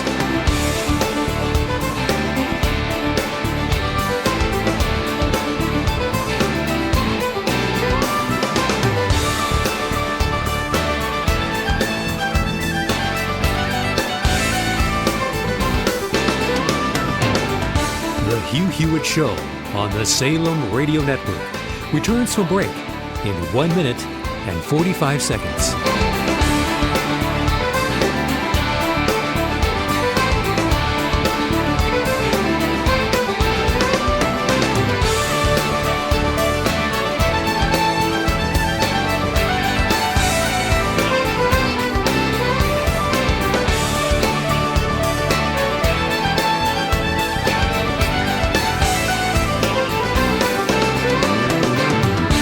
The Hugh Hewitt Show on the Salem Radio Network returns from break in 1 minute and 15 seconds.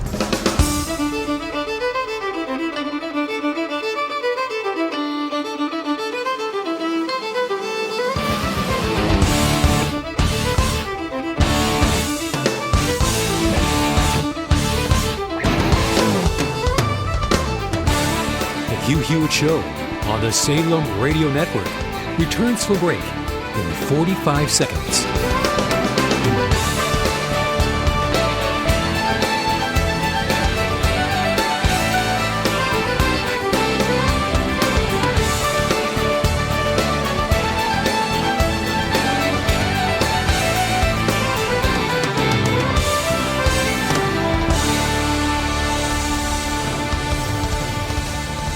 The Hugh Hewitt Show on the Salem Radio Network returns from break in 15 seconds.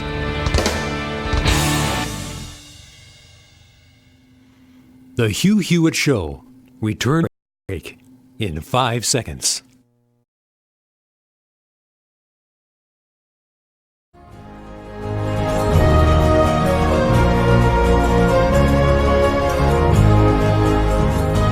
Welcome back, America. It's Hugh Hewitt inside the ReliefFactor.com studio inside the Beltway, joined by Tim Alberta, chief political correspondent for Politico magazine, author of the best-selling American Carnage. Been off for a few weeks after losing his dad. Tim, it's great to have you back. We're sorry for your loss. Thanks, Hugh. It's good to be back with you. Now, I was following your Twitter feed yesterday, and you said this is why I wrote American Carnage, trying to explain to people the massive seismic shift in American politics in just 10 years. That's not just here. It's in the United Kingdom. It's in Israel. It's in Italy. It's everywhere. And I don't think it's going to end anytime soon. Do you? Boy, no, I don't. And it's a good point. It really does feel like the last 10 years have had enough movement and enough of those sort of tectonic shifts politically, culturally, geopolitically to last about 100 years, doesn't it? I mean, it's very difficult to, as I said in one of those tweets, if you were to hop in the DeLorean and go back to 2009, Barack Obama's first year in office, and to think about just how fundamentally different the world was in so many different ways. And this is not just a reflection of Trump and of Trumpism, but it's of so many things, Hugh, that, I mean, it's really incredible. And you do wonder, when people like Jeff Flake would talk about, this is an aberration, this is an anomaly, we've got a fever, eventually the fever is going to go back down. You just wonder if that's true. And again, it's not just about Trump. Just so many things have changed at a kind of a foundational level societally. I do wonder if we are in the new normal right now, and if things are just going to, sort of continue on this current trajectory. Let's use as an example Brett Kavanaugh. I spent the summer interviewing Molly Hemingway and Carrie Severino, who wrote a very wonderful book about the entire Kavanaugh confirmation debacle called Justice on Trial. And it's thoroughly researched, completely documented. It was a bestseller, like American Carnage was a bestseller for many weeks. Along comes an aftershock, though. The New York Times reporters put out this new book, quickly discredited their reporting, quickly saw it collapse on The View and even on Lawrence. I mean, it's just an aftershock a year later, and it's got nothing to do with Trump. Trump did a very normal thing. He nominated a D.C. circuit judge who went through that whole process, and yet it ended up exploding in our hands. I think it's the conditions of modern communications. I don't want to say it's media's fault. It's just that modern communications allow small bands of people to amplify everything, Tim. I think that's right. And I got to say, Hugh, the word that came to mind for me the other day when I was on Twitter and sort of monitoring some of the initial, fury surrounding the Times piece, and then obviously the blowback, it was militant. It was the word that came to my mind. Militant in terms of particularly watching some of the engagement between left and right, and it's not to issue the both sides have blame in this thing, but it's really sort of an observation of the tribal political culture we're in, which is to say, I guess more than anything else, Hugh, that at this point it wouldn't matter if the New York Times had come out with something that was completely factually defensible and something that was a slam dunk showing that Kavanaugh had been a real scoundrel.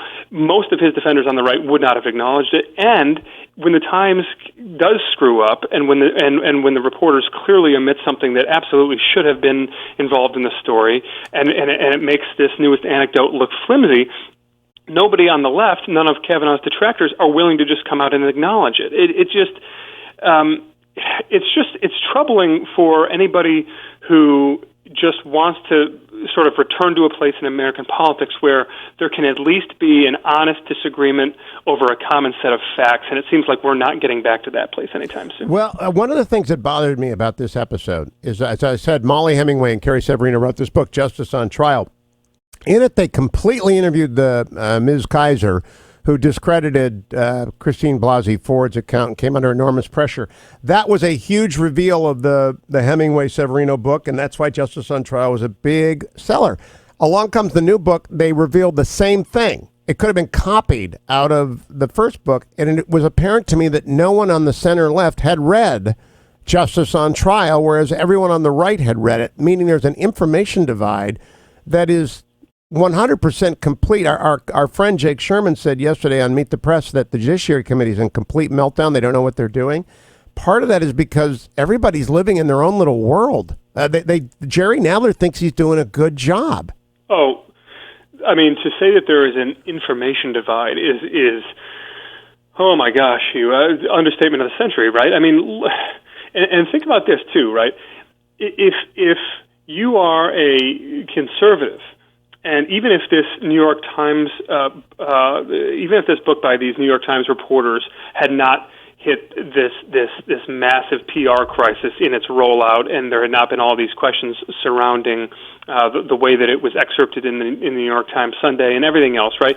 Even if this book was flawless in its reporting, in its rollout, the reporters had all the credibility in the world. If you're a conservative and you walk into Barnes & Noble, are you going to buy a book by two New York Times reporters? The same way that if you're a liberal, are you going to pick up a book by Molly Hemingway and Carrie Severino? Probably not, right? And I think that's just a really deep foundational problem that we're going to have to figure out. Yeah, people have to actually consciously work to cross that divide. Tim Alberta does every day over at Politico magazine. Follow him on Twitter at Tim Alberta. Follow me to hour number 3 of the Hugh Hewitt Show. This portion of the Hugh Hewitt Show is brought to you by Axiom Tax Resolution. For more info, visit axtaxhelp.com.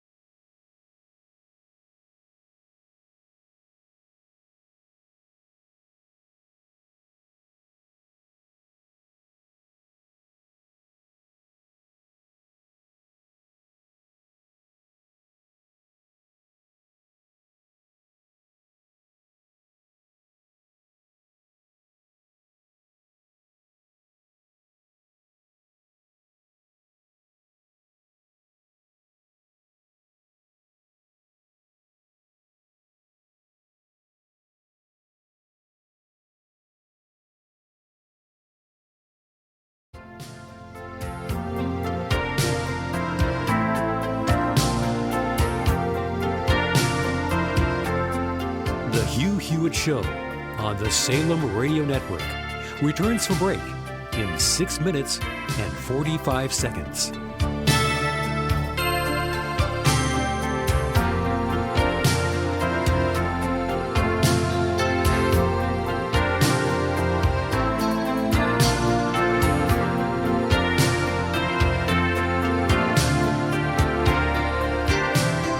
The Hugh Hewitt Show on the Salem Radio Network returns from break in 6 minutes and 15 seconds.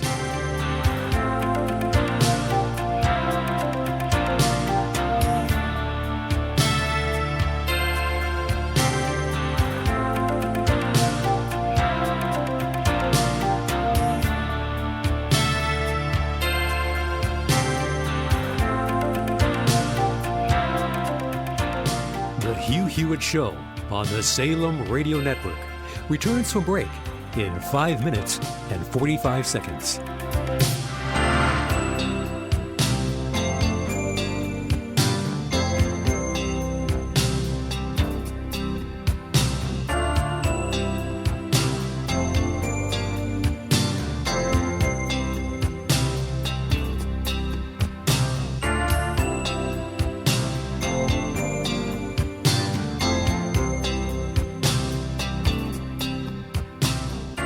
The Hugh Hewitt Show on the Salem Radio Network returns from break in 5 minutes and 15 seconds.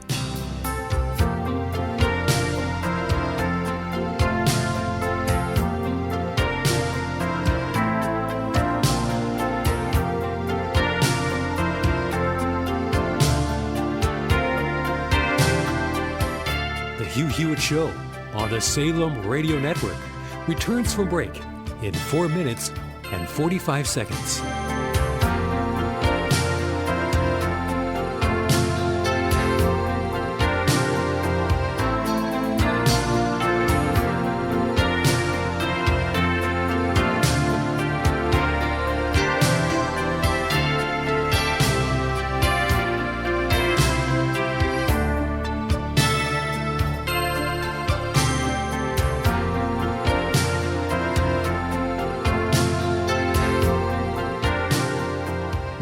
Hewitt Show on the Salem Radio Network returns from break in 4 minutes and 15 seconds.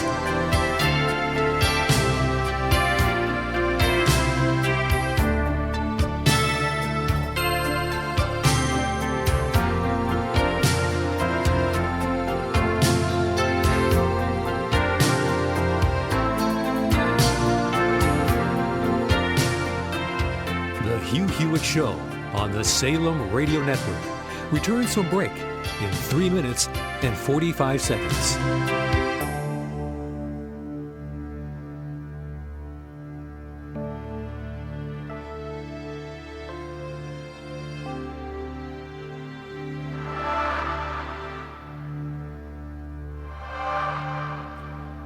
The Hugh Hewitt Show on the Salem Radio Network returns from break in 3 minutes and 15 seconds.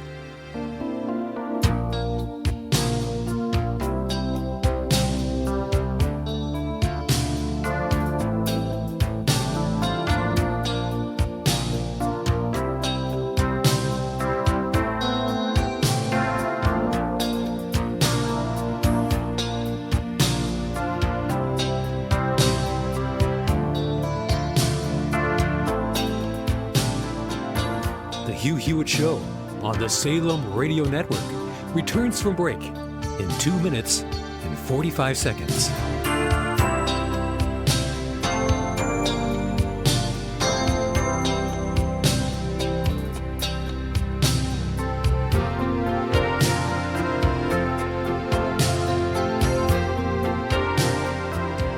The Hugh Hewitt Show on the Salem Radio Network returns from break in 2 minutes and 15 seconds.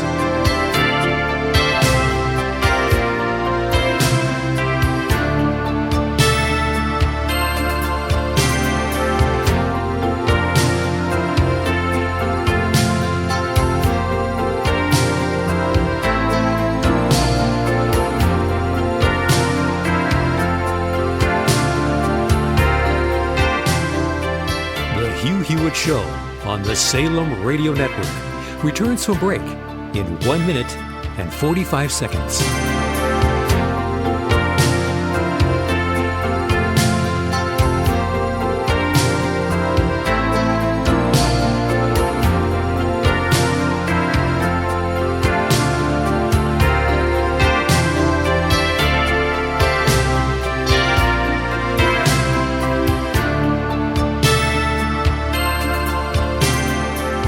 The Hugh Hewitt Show on the Salem Radio Network returns from break in 1 minute and 15 seconds.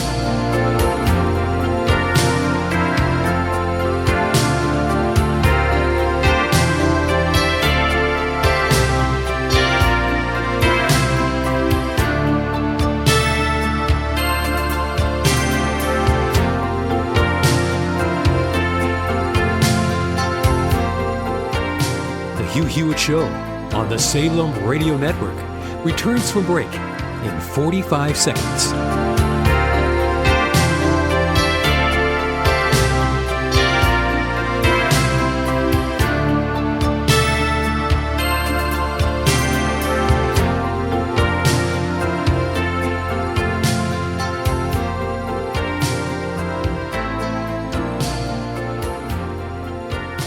The Hugh Hewitt Show on the Salem Radio Network returns from break in 15 seconds.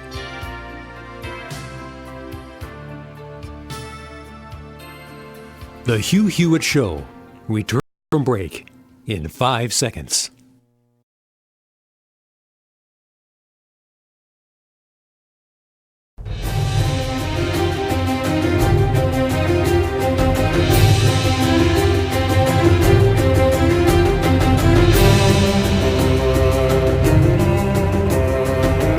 Morning, Glory, America. Bonjour, hi, Canada. It's Hugh Hewitt. Thank you for joining me this morning. I begin the hour with Robert Costa, correspondent for the Washington Post, NBC and MSNBC contributor, and host of Washington Week in Review every Friday night on PBS across the United States. Good morning, Robert. How are you? Great to be with you. It is a mixed result in Israel where a deadlocked election has blue and white edging out Likud 32-31, but basically the same number for center-right versus right. I think the president was hoping a Netanyahu win would make his peace plan more readily accepted by everyone in the Middle East. What do you think happens to that peace plan now, Robert Costa? As long as Netanyahu holds on to power and builds some kind of coalition, he will still be a trusted ally of this president and this administration. But they were looking, when you talk to top officials in this White House, for Netanyahu to get some more political capital, to get some better standing in order to protect that peace plan. And for now, they really feel like the U.S. is having to take the lead in the Middle East when it comes to Iran as Netanyahu figure out his own standing. Now, on that point, the Kingdom of Saudi Arabia has welcomed Secretary of State Mike Pompeo this morning. According to Haaretz, the Secretary of State is there talking with the Crown Prince. And the question is what to do about Iran. The president is reported to have rejected the options list he was given. What's your reporting on that, Robert? I don't have firm reporting on that, Hugh, but I know the president's really in a non-interventionist mood based on some of his confidants and their conversations with me. He's not leaning towards taking action, but he's leaving the option on the table. Now, in terms of who he's getting that advice from, is that from Secretary of State Pompeo? Because it's a Bolton-less West Wing right now. So it seems to me that it will be all Pompeo input to the president and maybe Secretary Esper, but not many other people with any kind of maybe Jared Kushner as well. What do you think? With this decision, I've been asking the same question. Is it Pompeo becoming more of a non-interventionist and less hawkish? And I'm told by my sources that it's not about Pompeo. He's trusted by the president. He's the one who's giving the president all of these options. It's the president himself who has these non-interventionist, almost at times like Senator Rand Paul instincts on foreign policy to not become engaged in any kind of military conflict in the Middle East, if avoidable, and still trying to hold out the idea of negotiation with the Iranians. Now, yesterday there was a back and forth on Twitter. Lindsey Graham saying, Mr. President, don't appear weak. The president saying, Lindsey, it's not weakness. People don't understand. It's interesting to me that the president even responded to that. Well, the president cannot stand more than anything to be seen as weak. I covered him in 2016. When anyone would call him that as weak or not tough, he would react, and he would react in a visceral way. And Senator Graham, as someone who's golfed with President Trump many times and knows him well, knows that kind of comment will elicit a response. And that's Senator Graham really playing President Trump politically, trying to see if he can bring him to his hawkish position. That's it. I think he's trying to prod him into a kinetic response, to use the military term of the day, meaning the use of force. We'll see what happens there. I want to go to the other big aftershock of the week before turning to presidential politics. A new book about Brett Kavanaugh, a book that actually doesn't reveal much that we didn't know and that Molly Hemingway and Carrie Severino hadn't reported in Justice on Trial in the summer, I think the blockbuster of the summer. But a new book causes aftershocks. How long is the Kavanaugh scar going to remain on the political landscape, Robert Costa? The scar will remain. It's a cultural flashpoint, a political flashpoint that doesn't seem to be going away anytime soon. But as a political football, as an issue that's going to dominate the headlines, it appears, though this could change, it appears to be moving away from the spotlight as other issues come to the fore. And this is mostly because House Democrats and Senate Democrats, from Dick Durbin of Illinois to House Judiciary Committee Chairman Jerry Nadler, have said that they're focused more on possibly impeaching President Trump than moving forward on anything with Kavanaugh. Well, they touched the hot stove of impeachment because of Kavanaugh, and boy, did they back away from that in a hurry. However, House Judiciary Committee yesterday, Bob Costa, if you watched, it was a meltdown. Our friend Jake Sherman called them without direction. Nicole Wallace said it was a fiasco. I can't remember the exact word she used. What did you make of the proceedings yesterday with Corey Lewandowski? Both sides got what they wanted. The Democrats were able to show their base and their core voters that they're bringing Trump allies up to Capitol Hill and grilling them and revealing in their eyes how some of these Trump allies like Lewandowski are and the confrontational and pugilistic way they operate. And they wanted to expose Lewandowski. When they had the counsel ask Lewandowski about whether he's ever lied on TV, and they revealed he has lied to the media, that was a moment for Democrats to feel like they've revealed who these people are. But for the Republicans, they think that they're moving further and further away from the Mueller report, and that this won't really stick with the voters they need to win over in 2020. So they shrug it off a little bit. You know, in the Midwest, if you get stuck in the snow, whether it's in South Bend or Warren, Ohio, and you spin your wheels too long, you get worse. You have to eventually go get a board and put it under or fill it with sand. You got to carry a sandbag around, because if you get stuck in the snow and you spin your wheels, you get in a worse position. It seems to me that's what's happening at House Judiciary. They had their big shot with Mueller. It did not get them out of the snowbank, and they've been spinning their wheels ever since. And yesterday was a mess, throwing up salt and grime all over the place, but actually not moving anything forward. Did anything move forward yesterday? Nothing really moved forward. The only thing that was notable was that Lewandowski has not been put under congressional oath yet to testify about what Mueller revealed that we hadn't known before, that he had this exchange with President Trump about pressuring then Attorney General Jeff Sessions. We hadn't really seen Lewandowski flesh that out or be asked about it under oath, and that was what was new yesterday.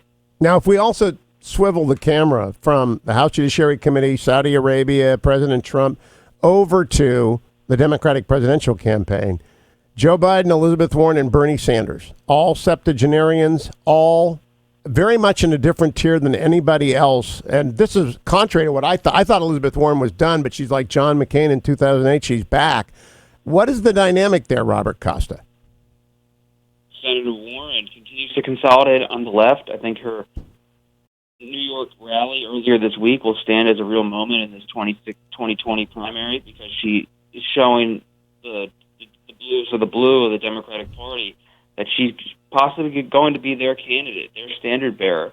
Senator Sanders is certainly still in the fight. He's holding strong with his poll numbers. But this is a real reckoning now for Mayor Buttigieg and Senator Harris, as Vice President Biden and Warren and Sanders really seem to make this a three-way race. Who's going to now try to come back from the single-digit dead in Iowa and New Hampshire? Not dead, but close to it. They got to start to revive their campaigns before this really becomes a three-way race in the eyes of most voters. Last question, Robert. I missed that rally. Where was it? How big was it? And what was Warren's message there? Was it anything new? It wasn't new, but it was a culmination of her campaign getting more and more crowds, and it was about Warren railing against corruption, and it was populism to its core. She was saying, you may have liked President Trump and wanted change in 2016, but we need to go after the real targets, the economic villains, the people who are taking money and need to be taxed and need to be brought to heel. And she got a lot of cheers and ovations from people who want to see the richest of the rich pay for new programs and be held accountable. The wealth tax, Elizabeth Warren's signature calling card issue. Robert Costa, thank you. Follow him on Twitter at Costa Reports America. Watch him every Friday night on PBS, usually at 7 o'clock or 7:30. Check your local listings to find Washington Week in Review. Time to check the pre-market report, brought to you by AndrewandTodd.com. Andrew Del Rey, Todd Avakian. Together they are AndrewandTodd.com. With Sierra Pacific Mortgage, they are lenders of money. If you have a house, you need to check on whether or not it needs to be refinanced. Interest rates are down. Interest rates are falling. In fact, the Fed prepares second rate cut to cushion against global risks, according to the Wall Street Journal this morning. And the 10-year Treasury, as a result, is down to 1.81% this morning, falling from yesterday, and hopefully it will continue to fall for those of you who want to buy or refinance a home. You can get the best rate by calling 888-888-1172, or better yet, go online to andrewandtodd.com. Answer a couple of questions. They will be right back to you with the very best option for the house that you already own or the one that you want to buy. They also have financial advisors across the United States, and they serve customers from Florida to Alaska. They serve people from New York down to San Diego border. AndrewandTodd.com. Yesterday, the Dow was up 33 points. NASDAQ up 32 points. The S&P up 7 3/4 points. This morning, though, everything is red. S&P is off 5 points. NASDAQ 20 in pre-market trading. The Dow is down 39 in pre-market trading. Calm opening. Overseas, Japan didn't do very much, off 0.2%. Hong Kong off 0.17%. England a little bit up. Germany a little bit up. And oil down to $58.89 as the world takes a deep breath and considers whether or not Mike Pompeo in Saudi Arabia will actually telegraph anything to the Iranians. Thanks again to AndrewandTodd.com for that pre-market report. AndrewandTodd.com. Come right back. Stephanie Rule next on The Hugh Hewitt Show. Don't forget to sign up for the Hugh-niverse. All of Hugh's broadcasts on demand, the after show, which in my opinion is worth the price all by itself, Dwayne FM, and all sorts of bonus content. www.hugh-niverse.com.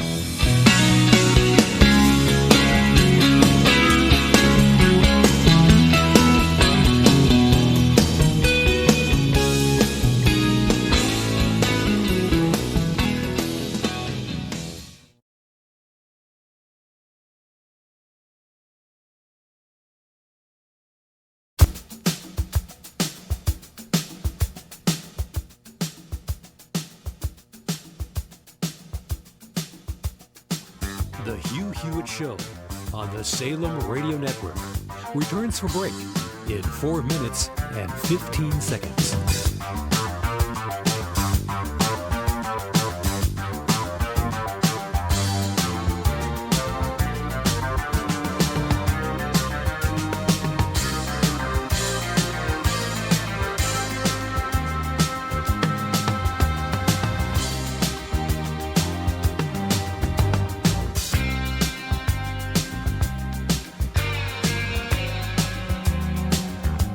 Hugh Hewitt Show on the Salem Radio Network returns from break in 3 minutes and 45 seconds.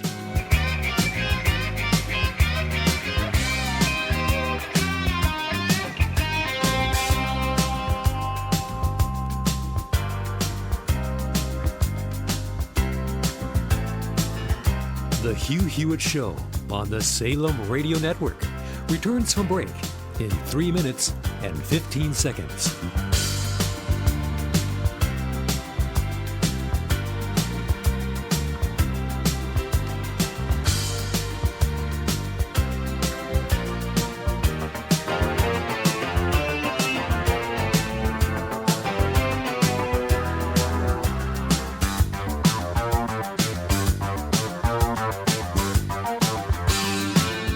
The Hugh Hewitt Show on the Salem Radio Network returns from break in 2 minutes and 45 seconds.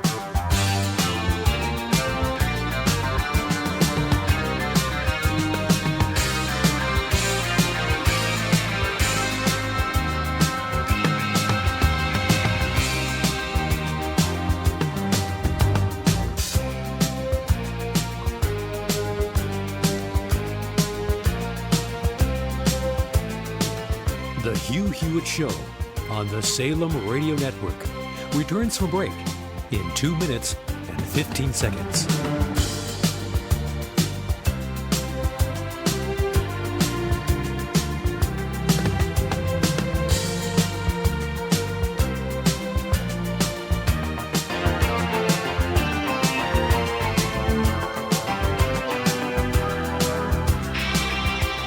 The Hugh Hewitt Show on the Salem Radio Network returns from break in 1 minute and 45 seconds.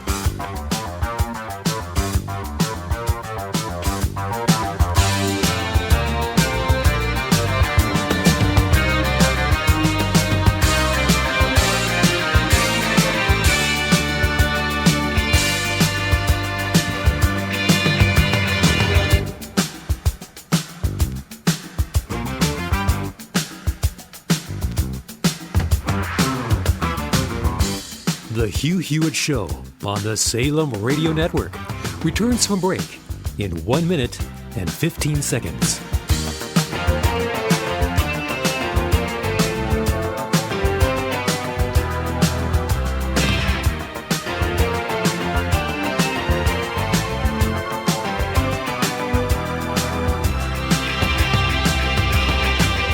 The Hugh Hewitt Show on the Salem Radio Network returns from break in 45 seconds.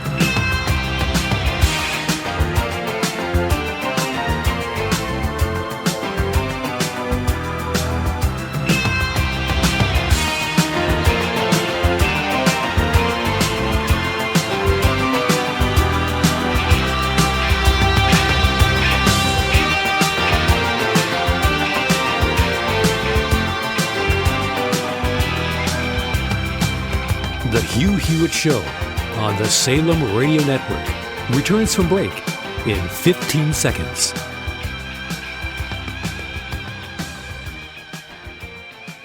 The Hugh Hewitt Show returns from break. 5 seconds.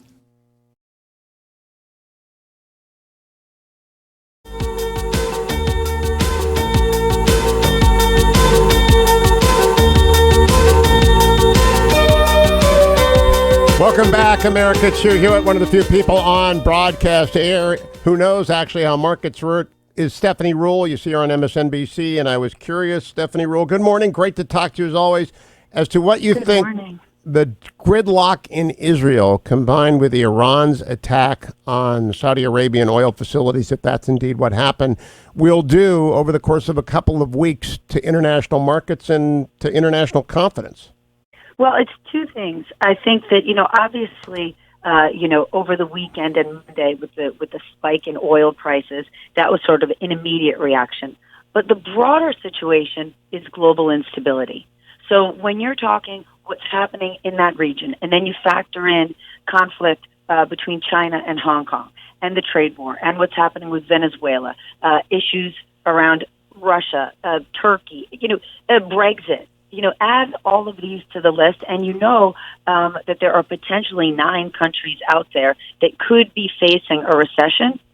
All of this just reminds the markets that things aren't so stable. Now, when people say, yeah, but look at everyone flooding to U.S. markets and U.S. treasuries, that doesn't mean that the United States is doing phenomenally well. It means that there's a flight to quality, that we are the safest bet among global instability. But when you're hearing all of these stories, it's concern that things aren't as stable as you think they are. Wall Street Journal headline this morning, Fed prepares second rate cut to cushion against global risks. The Federal Reserve is likely to cut its short-term benchmark, according to Nick Timiraos, by 1/4 percent point to between 1.75 and 2% at the conclusion of its 2-day meeting on Wednesday. What make you of that, Stephanie Ruhle? Is the Fed just going to keep lowering, or is that in response to President Trump's jaw-jawing? I'd like to believe, and I believe in my head and my heart, that the Fed remains an organization that's independent from the president. And while the president is very vocal about what he wants the Fed to do, we should always remember there's no president that wants, while he's in office, interest rates to go up. My concern around rates getting lower and lower is that we are at full employment. The economy is okay. And I worry that if we keep lowering rates, what cushion do we have when and if we need one? Yeah, the Journal goes on to say Mr. Powell puzzled some investors at July press conference when he characterized that rate cut as a, quote, mid-cycle adjustment. His phrase was intended to draw parallels to 2 separate episodes in 95 and 98 when the Fed cut rates 3 times over several months and avoided recession.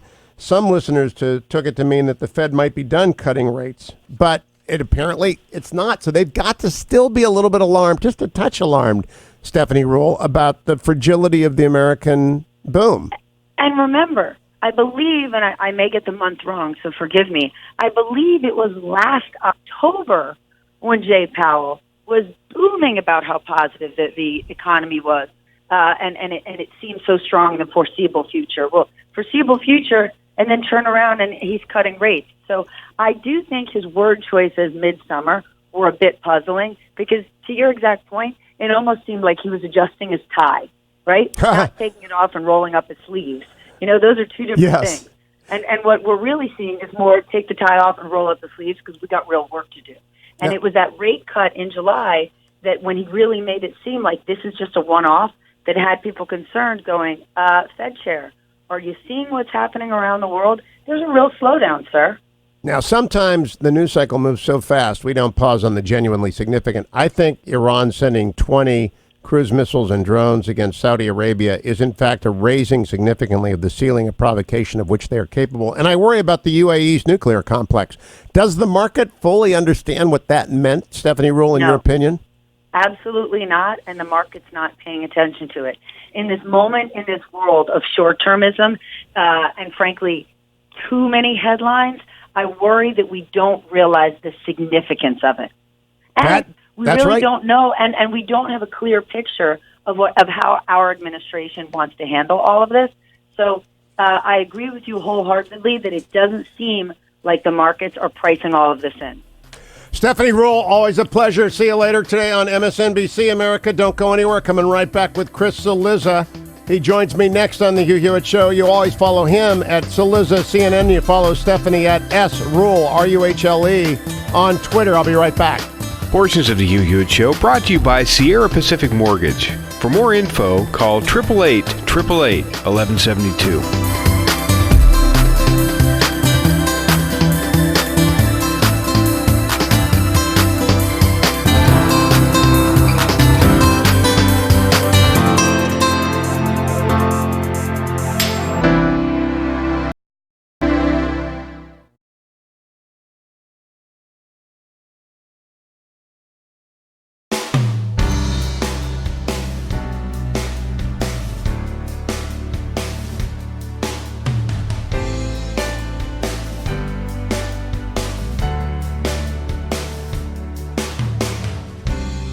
The Hugh Hewitt Show on the Salem Radio Network returns from break in 5 minutes and 15 seconds.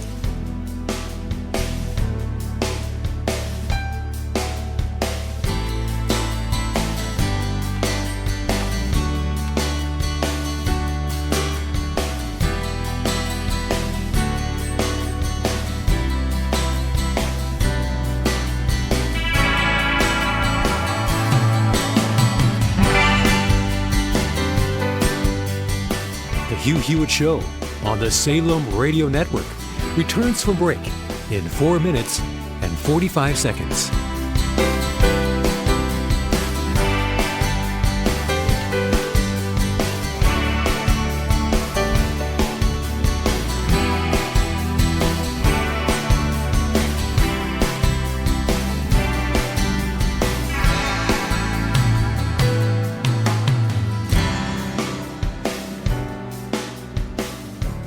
The Hugh Hewitt Show on the Salem Radio Network returns from break in 4 minutes and 15 seconds.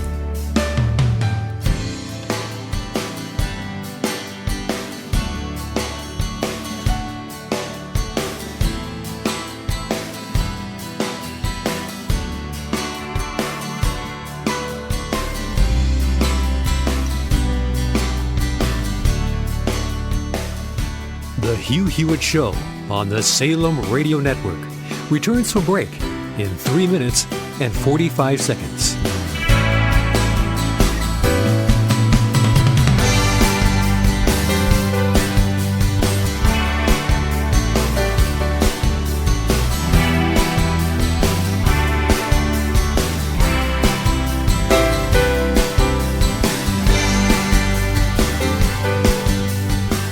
The Hugh Hewitt Show on the Salem Radio Network returns from break in 3 minutes and 15 seconds.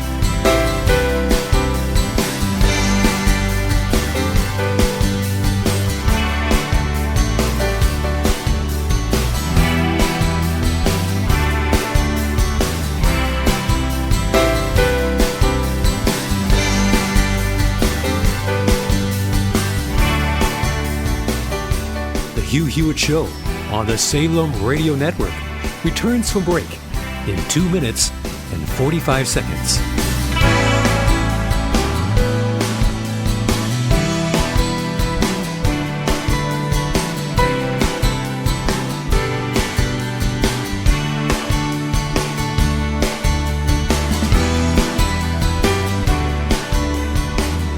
The Hugh Hewitt Show on the Salem Radio Network returns from break in 2 minutes and 15 seconds.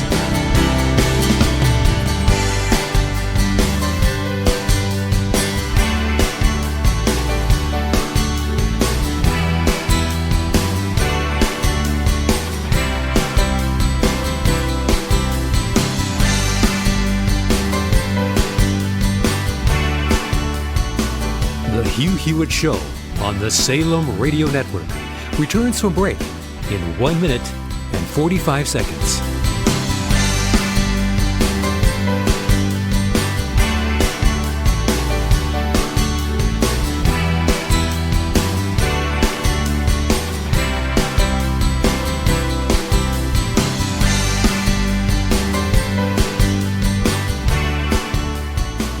Hewitt Show on the Salem Radio Network returns from break in 1 minute and 15 seconds.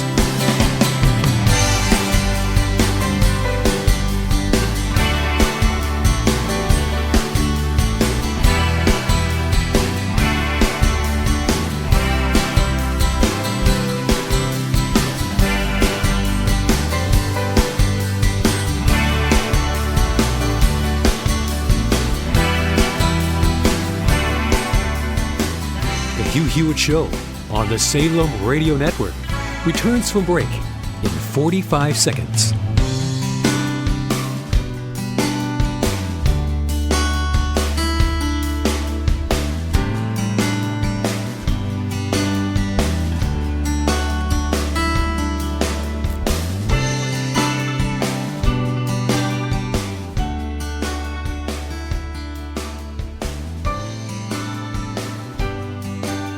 The Hugh Hewitt Show on the Salem Radio Network returns from break in 15 seconds.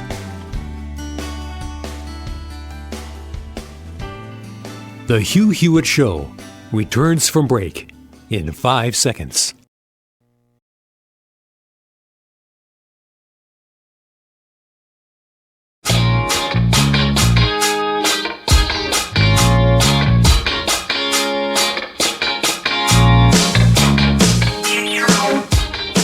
Welcome back, America. Just checking. Here it's inside the Beltway. I'm Hugh Hewitt. Just checking the Twitter feed on the results in Israel. And that 10% is stubbornly not coming in. And, of course, the military vote will not be counted until tomorrow. And so as of this hour, it appears as though Blue and White has 32 seats in the 120-member parliament. Likud, 31 seats. That could change a little bit. But what we have is a deadlock. We have a deadlock where Lieberman, a party of the right traditionally, but also anti-religious, is refusing to join a government. It's the same thing that we've had for 6 months in Israel.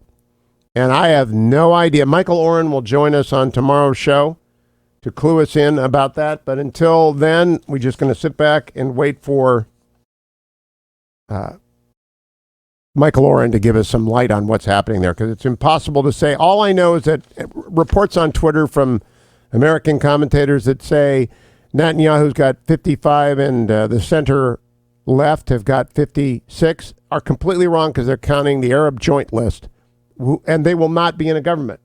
They will not join, and Lieberman will not agree to join any government. He said that includes the Joint List. So even if Blue and White wanted to do something quite radical, a big break with all previous Israeli governments, which have been 100% Jewish, right? So Israeli governments have been all Jewish. If they want, they've had, I think, a couple of Arabs and a couple of Druze ministers over the years, but no Arab parties have been part of the formal coalition.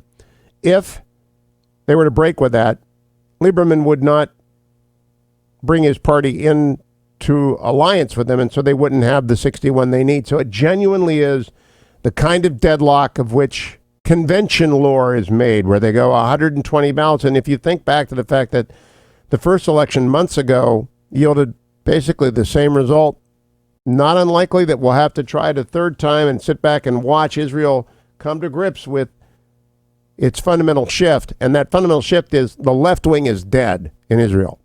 It's down to 6 seats in parliament. The Labor Party of old, the party that founded the state, the Zionist left-wing Labor Party run by David Ben-Gurion, by Golda Meir, by Shimon Peres, dead. 6 seats. And that reflects threatened Western countries coming to grips with the need for security candidates. Even Benny Gantz is a very traditional Israeli general-turned-politician, like Netanyahu, soldier-turned-politician, like Sharon, general-turned-politician, like many, many others, Ehud Barak, and that tradition of security first continues, and it's front burner today. President Trump engaged in a long-distance debate over Iran, according to the New York Times' Peter Baker, with one of his closest allies on Tuesday, as Republicans sought to influence the administration's response to attacks on oil facilities in Saudi Arabia over the weekend. Mr. Trump, who is in California for campaign fundraising events, lashed out on Twitter at that ally, Senator Lindsey Graham, Republican of South Carolina, for calling the president's approach to Iran too weak. But Mr. Trump declined to be drawn into repeating his more combative threats against Tehran while awaiting a definitive intelligence assessment about responsibility for the attack. The president was responding to a series of tweets by Mr. Graham, who's long been one of the more hawkish members of the Republican conference. The measured response by President @Real Donald Trump regarding the shooting down of an American drone was clearly seen by the Iranian regime as a sign of weakness, Mr. Graham wrote. Lindsey Graham was referring back to the incident this summer when Iranians shot down a drone and saying that our non-response, or our cyber response to that, led Iran, the mullahs, to say we can up the ante and we'll take out Saudi Arabian oil production. As his motorcade traveled to Beverly Hills for a fundraising dinner, Mr. Trump fired back, "No, Lindsey, that incident in the summer was a sign of strength that some people just don't understand." The exchange centered on Mr. Trump's decision in June to call off a planned airstrike against Iranian targets in retaliation for the downing of a surveillance drone. The president aborted the attack with minutes to go, as he put it, citing a reluctance to cause 150 casualties his advisors told him to expect. Mr. Graham's argument, according to Peter Baker, is that by blinking, Mr. Trump emboldened Iran to believe it could continue to take provocative actions without any fear of penalty. It's an argument that mirrors that of John Bolton, who resigned last week as national security advisor under pressure from Mr. Trump after disagreements over Iran, among other issues. But while Mr. Trump has mastered the art of bellicose threats, he has at times demonstrated reluctance to use military force, even when advised to. He came to office promising to end America's long-running wars, argued that they'd cost too much in blood and treasure without benefiting the United States, and so he has opted against pulling the trigger against Iran amidst a series of provocations, including attacks on tankers. The president's public comments, according to Peter Baker, on Iran since the attack on Saudi facilities have veered from the hostile to restrained. At one point, he tweeted that the United States was locked and loaded and waiting only for guidance from Saudi Arabia about who and how to hit back. But he has also said he was not in a rush to go to war and not ready to publicly conclude that Iran was behind the attack. Speaking with reporters on Air Force One as he flew to California, Mr. Trump suggested he would not meet with President Rouhani of Iran during the UNGA, United Nations General Assembly, this week in New York. Left open the possibility it might happen at a later date. I never rule anything out, he said, but I prefer not meeting him next week. The divergence between the president and Mr. Graham reflects the larger schism in the Republican Party between interventionist hawks and more isolationist war critics. Peter Baker goes on to remind people of Liz Cheney fighting with Rand Paul. I go on to remind people that Rand Paul is a party of one, exactly one, and maybe 1.5 on days when Mike Lee gets lost and ends up in Rand Paul's office by mistake and sips some of the Kool-Aid there. But the party is a very hawkish party on national security matters. And the president has been as well. He's rebuilt the military, increased its funding dramatically, takes seriously the threat on the border to national security, takes seriously the need to deploy 355 ship Navy to be specific.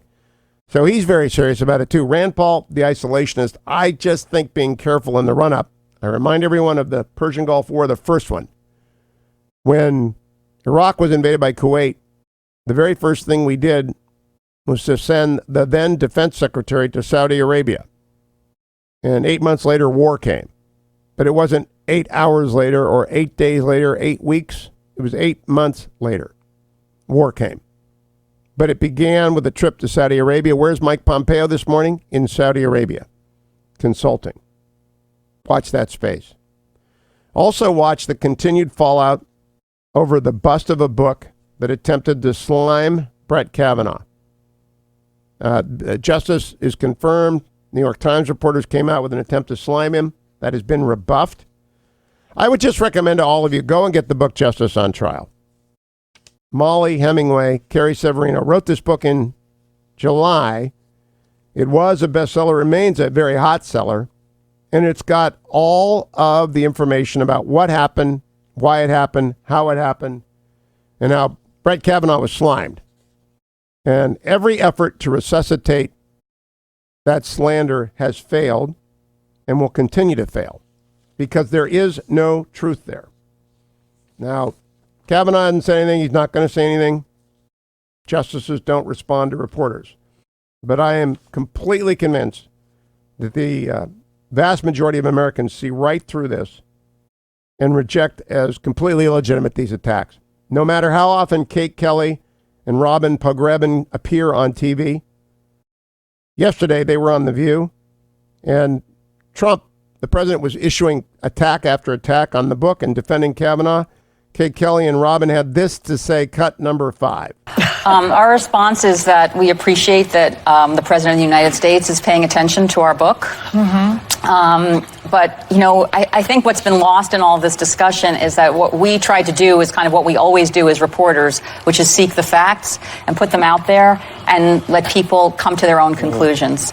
And what we've seen, and I don't think we even anticipated to this degree, is that people have seized on certain things and magnified them for their own purposes. You know, frankly, you know, it's fine to have a series of Democratic candidates calling for impeachment, but that was before the book came out, which is today. And you also have Trump kind of jumping on things as if we have an agenda, which, you know, that was not our intent. Our intent is to revisit these facts with detail and depth and, you know, then kind of have people open their minds. You know why that doesn't ring true? Is because they authored the opinion piece in the New York Times. They were given a slot in the New York Times, so they went and they're trying to sell books. And I know, I've published 14 books. I know what you try and do. You try and make news. And if you haven't got any news, find something that is salacious or provocative. They don't have anything that's provocative because it's over and done with and Kavanaugh is confirmed, so they found something salacious. They found unnamed sources who say Debbie Ramirez, who can't remember anything, was in fact assaulted, and they invent a new incident. They invent it. They say they've got sources for it, but there's no way to check it out. And the revulsion at this led to the New York Times changing its story from Sunday, its opinion piece by these two authors, putting an editor's note on there, and they have been assailed by left and right. Assailed by left and right. Those two authors are being disingenuous when they say, well, this book just came out today. No, they published the piece on Sunday. And they chose to seize on that non-incident incident to sell books. Now they want to back away from that. That does not work. It doesn't work any more than Joe Biden's math in this statement. Remember, America has 330 million people total. Here's Joe Biden yesterday talking about doubling the child tax credit, cut number 7. You get a tax break for a racehorse. Why in God's name couldn't we provide a $8,000 tax credit for everybody who has child care costs? It would put 720 million women back in the workforce. It would increase the GDP, to sound like a wonk here, by about 0.8%. It would grow the economy. You know, you can't sound like a wonk when you say it will put 720 million women back to work. The United States only has 330 million people. So you really can't you can't be a wonk when you're off on the total population by a factor exceeding 100%. I don't know if he meant 7 million. That seems high to me too. Maybe he meant 720,000 women, which would be a very expensive 720,000 jobs to create at $8,000 per kid in the United States with child tax care credit. But he's just throwing out stuff. He's just throwing on stuff on the wall. Joe Biden appears to be ahead, but I really think that is not the case. Bernie and Liz Warren, that's the future of the Democratic Party. Way left, way left. Future of you, if you want to feel good, is relieffactor.com. If you're watching on Univision at hughhewitt.com, or you're watching on Town Hall TV, there it is, relieffactor.com. Go over to the website, click on the banner, the North Carolina blue, lime green border, and you will find there Icarian, Kirkman, Resveratrol, and Omega. Pete and Seth Talbot are the father and son team that started this. All they are concerned about with is getting your individual level of those 4 important nutrients to the right level to temporarily provide support for the relief of minor aches and pains, arthritis, bad knees, aching joints, or if you're an athlete, you overdid it on the morning run, you're getting ready for a marathon in New York, you're getting ready for the Marine Corps Marathon in D.C. next month, and you did your long run and you're a little bit stiff today, relieffactor.com is for you. Whether a long-distance runner or someone who just has trouble getting the peanut butter down, try relieffactor.com. $19.95 is the starter pack. Coming right back with James Hoban. His Minnesota Twins are beating the Indians. I hope he's silent about that. I think he's gone over to the Nats, so maybe he will leave me alone. Don't go anywhere, America. It's the Hugh Hewitt Show. Portions of the Hugh Hewitt Show are brought to you in part by Citizens for Truth in Drug Pricing.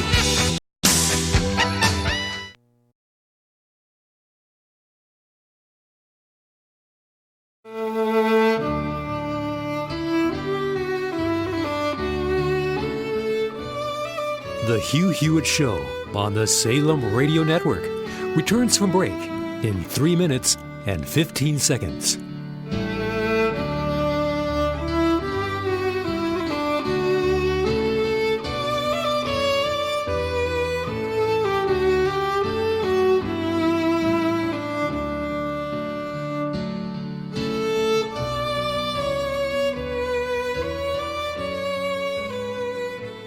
The Hugh Hewitt Show on the Salem Radio Network returns from break in 2 minutes and 45 seconds.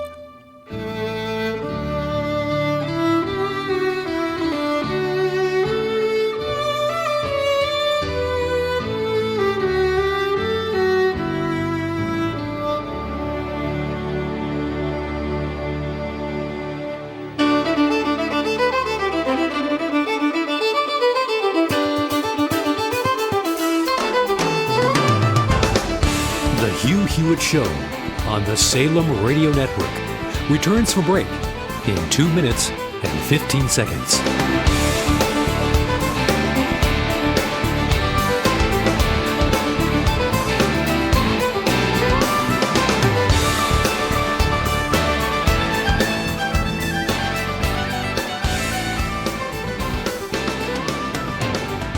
The Hugh Hewitt Show on the Salem Radio Network returns from break in 1 minute and 45 seconds.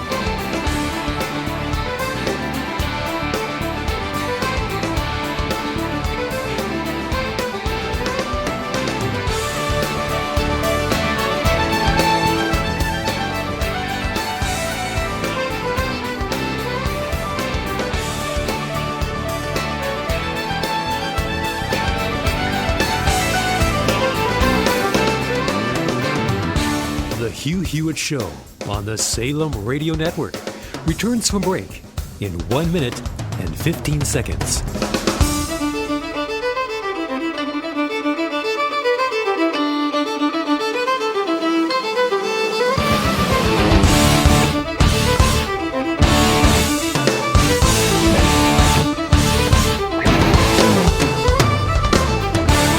The Hugh Hewitt Show on the Salem Radio Network returns from break in 45 seconds.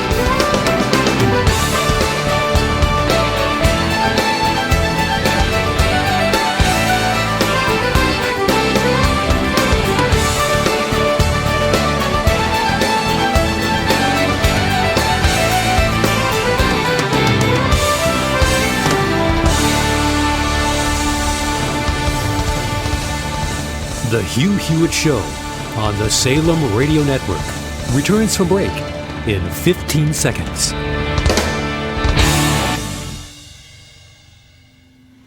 The Hugh Hewitt Show from break in 5 seconds.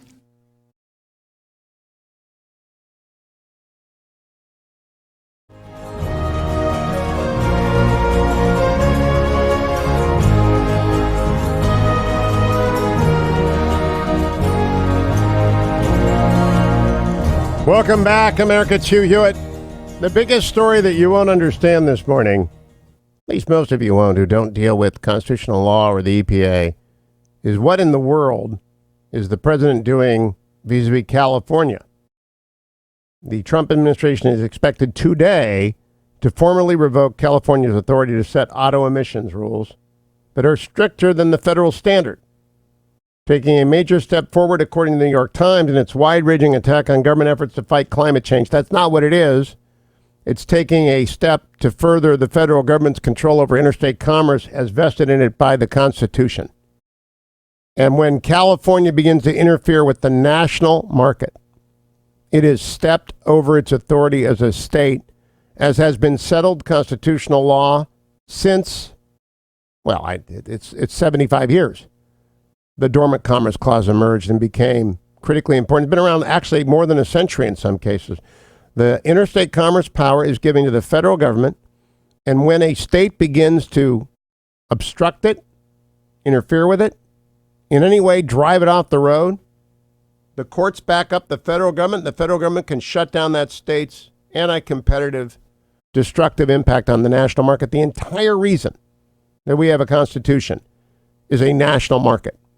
That's what brought the delegates together in Philadelphia in 1787. That's why we celebrated Constitution Day yesterday. That's why they signed the document in Philadelphia in 1787. It was ratified in 1789, was to get rid of barriers to trade between the states. Interstate commerce, navigable waterways, highways, get rid of tolls, get rid of tariffs among the states. And California is in essence attempting to control the national market with their standards and doing a deal that requires automakers to meet their requirements, which would in turn then be imposed upon all the other states. California is trying to become the Congress of the United States, and it is not. And this is a long overdue and a very necessary correction. Good on Trump. Let me close today by again checking. It's a dead heat in Israel. If you're just joining in, you didn't follow it last night. The Likud has 32 seats in the parliament, blue and white, which is to the left of Likud, but still a moderate party, and the serious on security party has 33, but they're 10% of the votes yet to be counted, all the military votes. That may move one or two the other way, but the bottom line isn't going to move. It's a deadlock.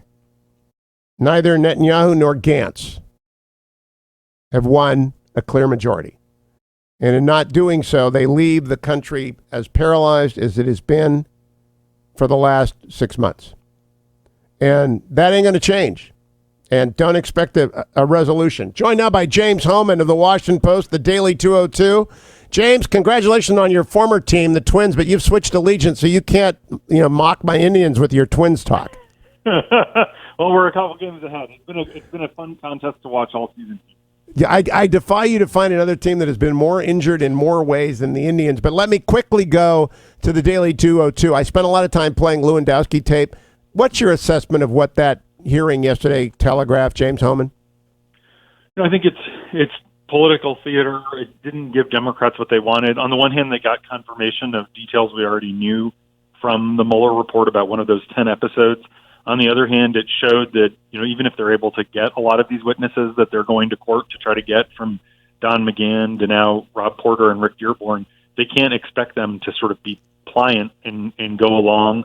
I think, Lewandowski was trying to appeal to a constituency of one. The president praised him on Twitter. I think, I'm not sure that it's ultimately helpful for Lewandowski's Senate bid in New Hampshire, but I do think that it's kind of a taste that Democrats are not going to have as clear and easy a path, even if they got the witnesses they were looking for in the Judiciary Committee. I was watching MSNBC clips yesterday. Nicole Wallace, Jake Sherman, they all pronounced it a failure by Nadler. And I think Nadler is beginning to annoy Nancy Pelosi a great deal because this circus that he's running is not advancing anyone's agenda but his own for TV time. Well, yeah, no, there. I can definitely tell you there are mounting tensions between Pelosi and Nadler's team. A lot of frustration. I think in a recent closed-door meeting, Pelosi took a shot at the House staffers, who I think she blames. Pelosi's focused on these members in districts that President Trump carried, and when you look at who's calling for impeachment, it's still it's not the folks who won in the suburban districts that gave Democrats the House majority, and those are the people Pelosi's concerned about because those are the people who will keep Pelosi as Speaker in 2021. And now the Kavanaugh is back. I send everyone to Molly Hemingway and Carrie Severino's book, Justice on Trial. But 30 seconds, James. I don't think the needle moved on that either this week. In fact, if anything, I think the conservatives won that round fairly handily. I think people's views are pretty locked in at this point. I don't think that I don't think the back and forth, anyone who had a I think most people have made up their mind about Brett Kavanaugh, and I don't think that this book kind of made people who liked him dislike him or disliked him like him. I agree with that. James Hohmann, always a pleasure. Thank you. The Daily 202 is at the Washington Post. Subscribe to it. And subscribe to my podcast as well. Come back tomorrow. I'll be back tomorrow, America, 6 a.m. across the United States in the East Coast zone. If you're up early out of West, 3 a.m. Thank you for listening. Thank you, Adam. Thank you, Ben. Thank you, Generalissimo. I'll be back tomorrow on the next Hugh Hewitt Show. Portions of the Hugh Hewitt Show brought to you by Sierra Pacific Mortgage. For more info, call 888-888-1172.